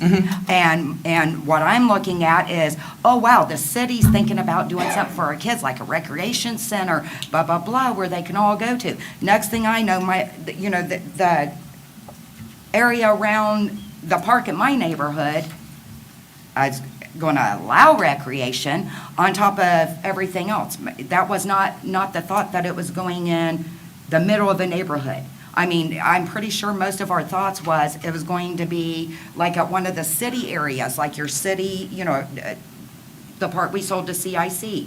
It wasn't a thought that we're going to go into a neighborhood and now we're going to open up all this allowed. You've got to be specific, because I understand what you're saying. But like I said, if you went to those same residents who said, this is what we want, and now you've told them you're putting them in and around Roar Park, I guarantee they would change. I'm one of them. And I was there saying what I That's why wanted. all of your opinion on that area was so important for us to be informed as council members. Right. Of someone who lives there every day.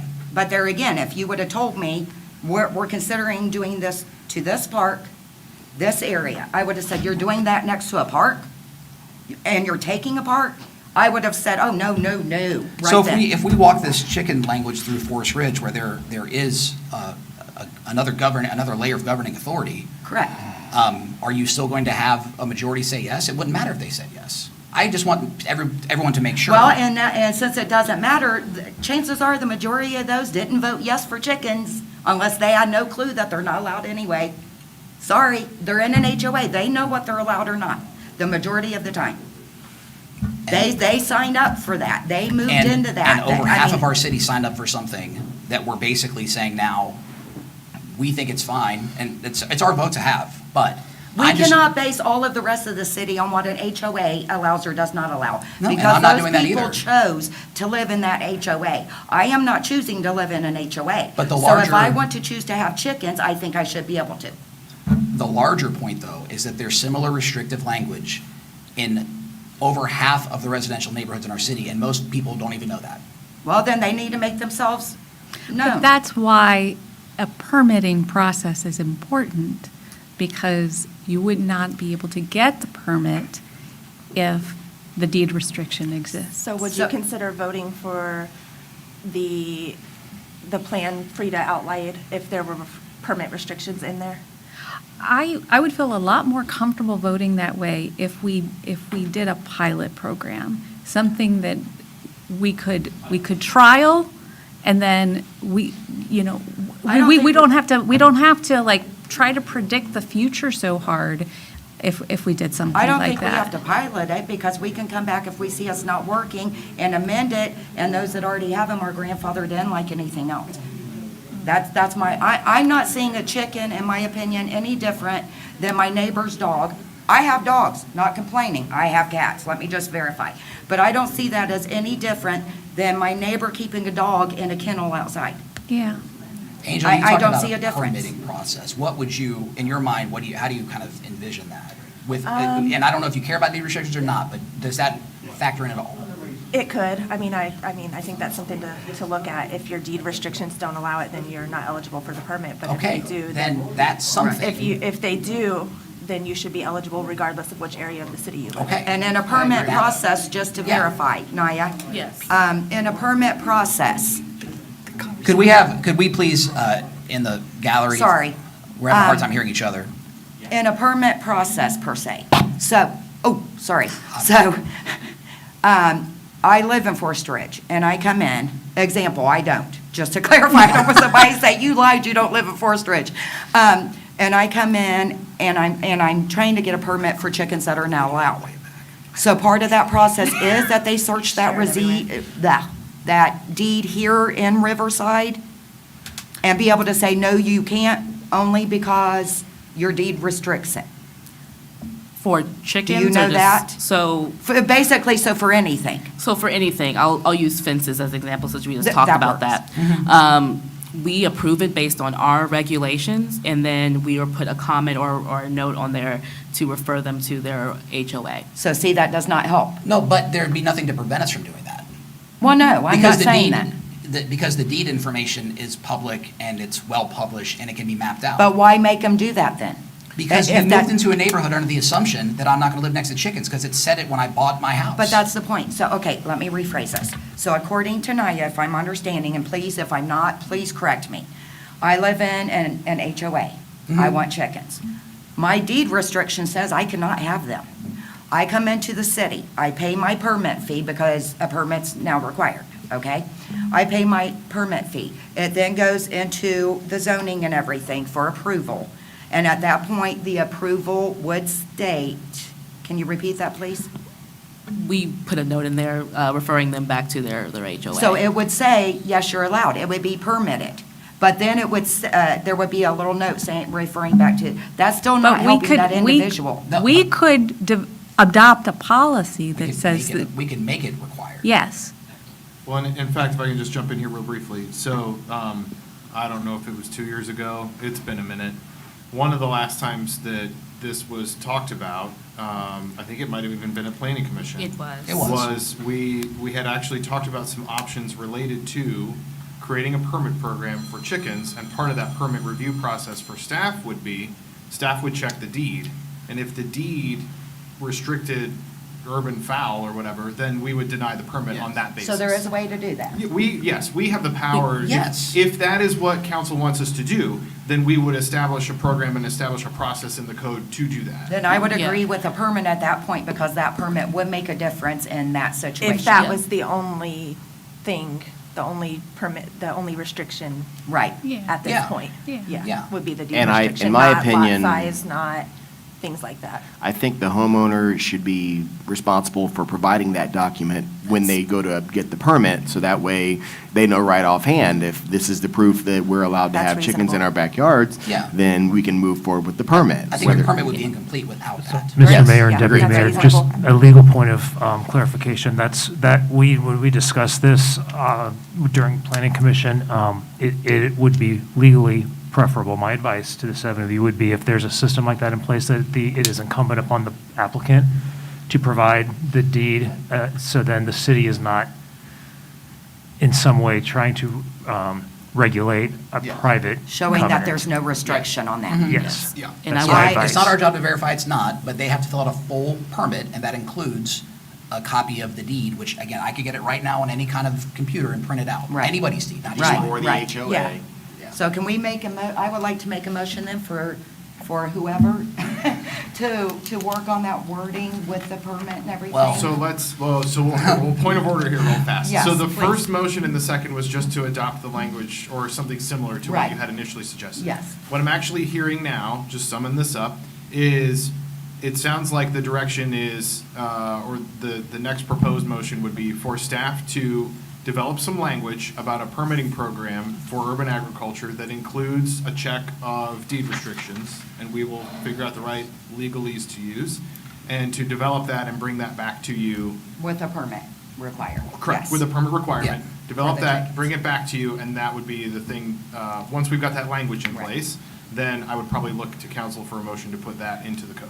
Added on to Yeah. what I Fair. already put out, yes. Right. And Just to then, verify. after the permit is in place, that's when the restrictions would come in as to how many you can have, the height of fences, and. Well, I think What that's kind part of of what enclosure? Frida gave us. That all goes with Yes. that. But Okay. I think Yeah. it'll also include what we just talked about, which is the other layer of checking. Because some of Councilmember Patterson's proposed language was similar to what actually had been talked about at Planning Commission in prior years as well. So there, a lot of what council's been talking about this evening, we actually have a lot of the baseline level work pretty much done for this. We just need to pull it together and then get it to you in a nice, neat little package. Having said that, we need to undo the first motion. Okay. So that That we is can bring where that new I'm motion. going. You can, Councilmember Patterson, you can rescind your motion. Withdraw it. Your I original would like motion. to rescind my motion. okay. Okay, so then that's off the table, and the staff will come back with language at the next meeting? Yep, yep, Can we that take a should look be at that? pretty straightforward for us All right. together, so. Councilmember Gaby, do you have any thoughts on chickens? You're being awfully quiet down there. I'm not speaking on chickens.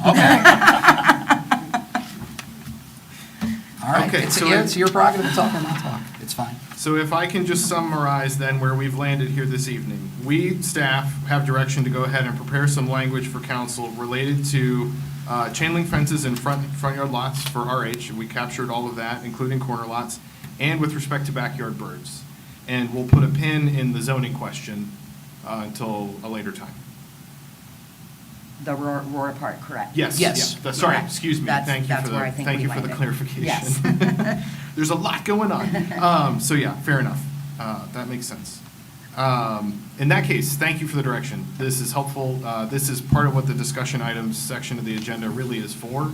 And I appreciate the discussion and the direction on how to move forward, because that tells us what we need to do to bring something back to you that keeps the ball rolling. And likewise, I appreciate on the insight on anything that I didn't think of and working that out. Thank you.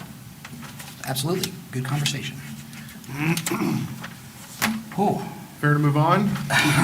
Yes. I'm gonna Okay, need some so this chicken by one- the time we're done with This it. one, yeah. This one is fairly brief. So iWork modules. So just for everyone's awareness, we partner with a company called iWork, And they provide us as staff with different software modules that we use for different things. And over the years, the things that we've been using iWork for have kind of grown and evolved as our processes have grown and evolved. So for example, we use them right now in community development to do permit tracking and permit review. So a potential chicken permit would be something that we would handle in iWork, for example. For example? For example. We also use it for code enforcement cases and other related tasks about that. So we can upload all the pictures, track all the case histories, those sorts of things. We also use iWork in the Public Service Department. And especially in recent years, we have started to use it for like work order tracking, just to try to get a sense. So now, if you call City Hall and you say, hey, we need to go get a pothole filled, there's a work order that gets filled out inside iWork. It gets printed out on a to-do list, basically, for the staff, and then they can they can populate that work order with details about how much time it took, what they did, take pictures, et cetera, et cetera. That we haven't always been able to do that, but we've been growing those capabilities because it helps us inform you all and the public about how much time goes into this work, how much, when we have to go plow the snow, how much is that costing us? Those sorts of things are the kinds of things that we plug into this software. So why am I even talking about this? Okay. So it's kind of related to the procurement ordinance, which has come up before. And under the charter and under the procurement ordinance, the city manager can enter into a contract as long as it's under $25,000. In past years, these modules have cost way less than $25,000. But usually when you do these contracts, there's an annual escalator. You know, they will charge you an inflationary cost, for example, on any kind of service contract like this. We're at a point now where we're kind of middle, maybe a little more than halfway through, I think, on the community development side of this contract with iWork. And after looking at the inflator cost, it's likely to push us just over $25,000 for that service. So I have to come to you with a resolution asking for approval to keep using this system. Knowing that we also use it on the public works side, public service side, for other projects over there. We're under $25,000 for that work. But in talking with Mr. Hartlaub about it, our finance director, it kind of makes sense at this point, since we have one vendor that's providing us with all of these services, even though those services are very separate, they're not really related to each other.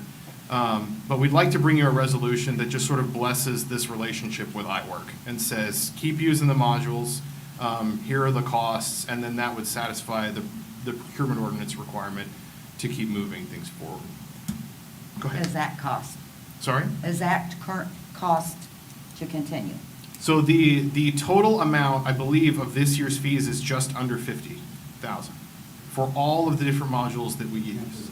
So I can go ahead and get you a breakout exactly of how those are split apart and what the costs are for the various different modules. But again, each one of these things is being used and lived in each day by the staff to track and manage workload and generate reports. And the cost last year that we're comparing this to? I don't know off the top of my head, but I'll get it to you. Okay, thank you. Yep, I mostly just wanted to give you a heads up that there are times in just sort of the flow of the work where we bump up against that procurement ordinance, and then what I do is I let you know what's going on and I bring you the resolution, and if we need to pivot, we need to pivot.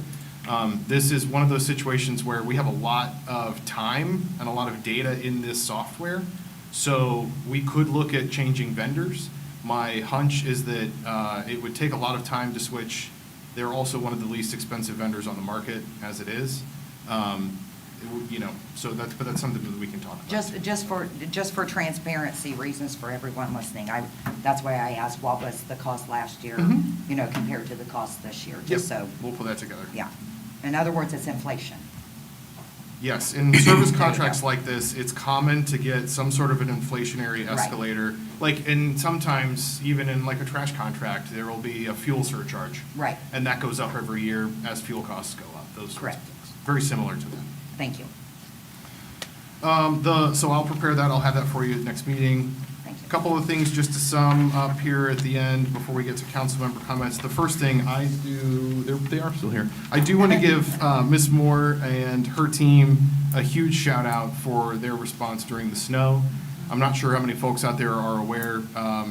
When we are fully staffed, we can put 2 crews of 5 on the road round the clock. And for a city our size and for that volume of snow, I thought they did a great job going out, staying on top of it. Our roads, especially the main thoroughfares, I thought looked every bit as good as Beaver Creek's and some of our neighbors. So I did want to give all of them a huge shout out for all that hard work. It takes a lot to go sit in a plow and just push snow for 12 hours when it's, -10. And we appreciate it because it lets us keep running the medics and the police cars and everything else. So thank you to the service department. The only other thing I think that I just wanted to touch on briefly, we did have a question, I think earlier in the meeting about the CIC and property transfers there. Those transfers are in progress. The CIC board should meet later this month and get an update from the Downing Group, which is our executive director for the CIC, and what that process, where we are in that process. But it is ongoing. So the work is being done. There's just a lot of paperwork to file at the county, and then we have to wait for the county to get through its process. So I'll keep everybody posted as that moves. Last thing is just to clear the air a bit, and I apologize. At the beginning of the meeting, my read on tabling the sidewalk thing from last meeting was further discussion because we didn't have everybody present. And I apologize if I read into that situation. I will own that. I don't recall any of you saying that. I think it was me.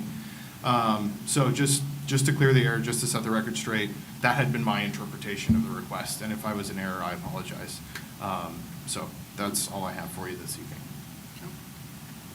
Okay, just so everyone's aware, we do have a executive session on the agenda.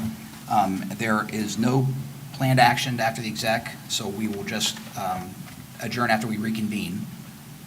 And if it's okay with everybody, I'll go first for council member comments because it kind of folds right into executive session. We did have an executive session last week, and there was an action taken after the executive session that was recorded in the minutes, which is what we're required to do by law.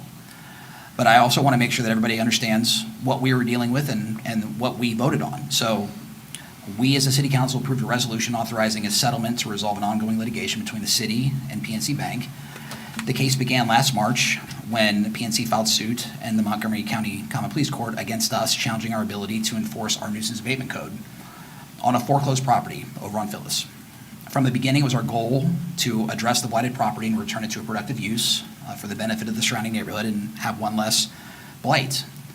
During mediation, the city worked in good faith towards a creative solution that would have allowed us to use grant funding to acquire and remediate that property. After mediation, we were informed that those grant funds that we were relying on were no longer available for acquisition as we initially believed. So we attempted to renegotiate based on that new information. The matter continued in court, and the court disagreed with our position, the city's position, at that stage of the proceedings. So rather than continue a costly and uncertain litigation, the city council authorized a settlement not to exceed $94,629 from the existing property acquisition appropriations. That decision was to bring the finality to that matter and to avoid further legal expense and protects the taxpayers from prolonged litigation. So I just want to be clear, this was not an outcome that we were happy about, not an outcome I'm happy about. No one wants to spend public dollars resolving a lawsuit, but leadership requires making a decision sometimes that limits long-term risk rather than escalating it. At the same time, if we're going to examine this situation, I want to look at the full picture. And the same city staff who worked on this matter has also the same city staff that in the last 3 years has secured roughly $1 million from outside funding sources to work on nuisances, to remediate blighted properties, to get us brownfield funding, to bring in demolition-related grants.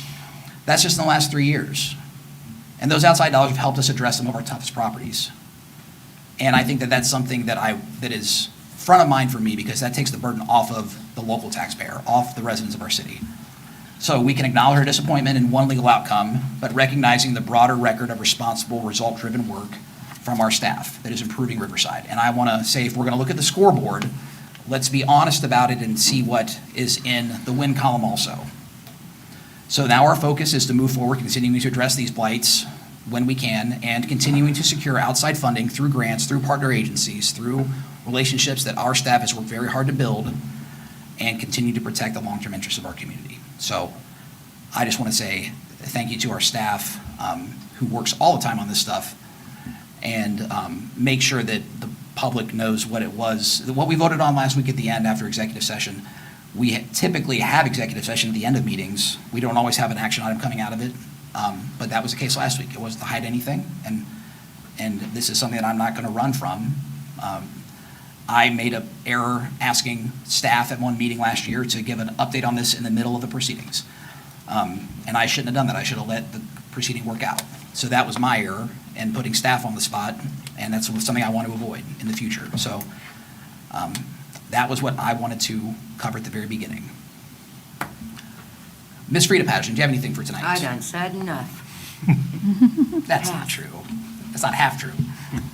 All right. Deputy Mayor.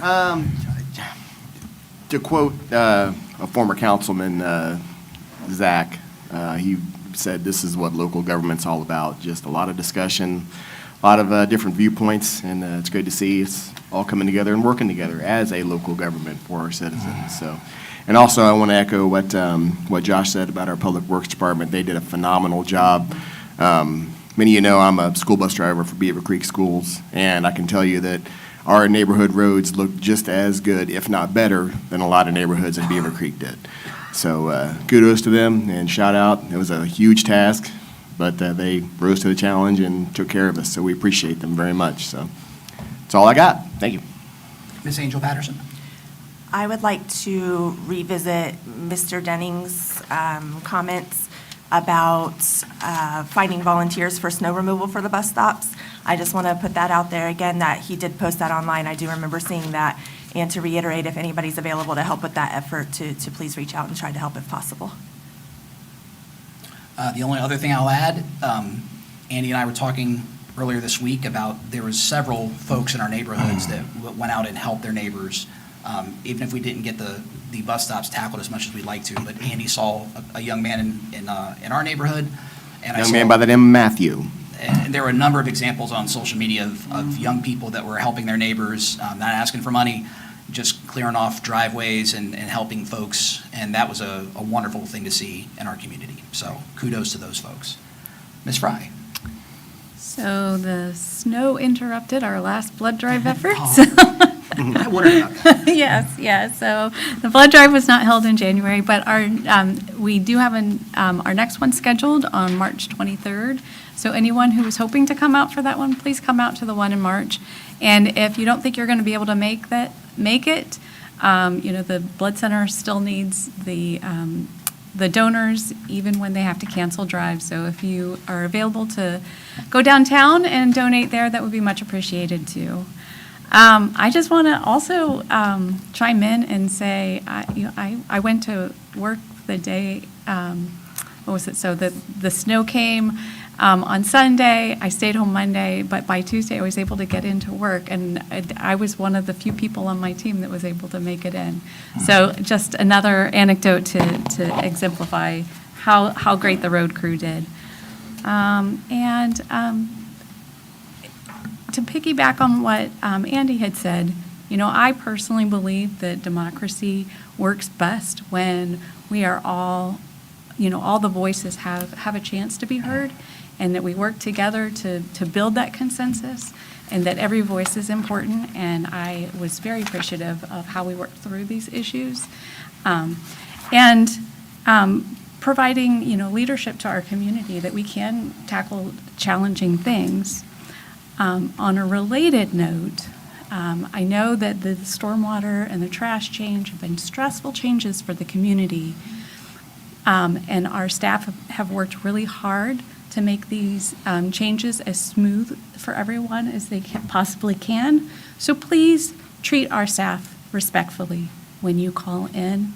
Our city is only as good as our staff, and we need to, if we want to have a well-run city, we need to keep our good staff. That's it. And Mr. Gaby. Yeah, I'd like to thank Beth and her crew for the tremendous job you guys did on the roads over that snow event. And amazed how quick you got to the neighborhoods, because you guys did really good.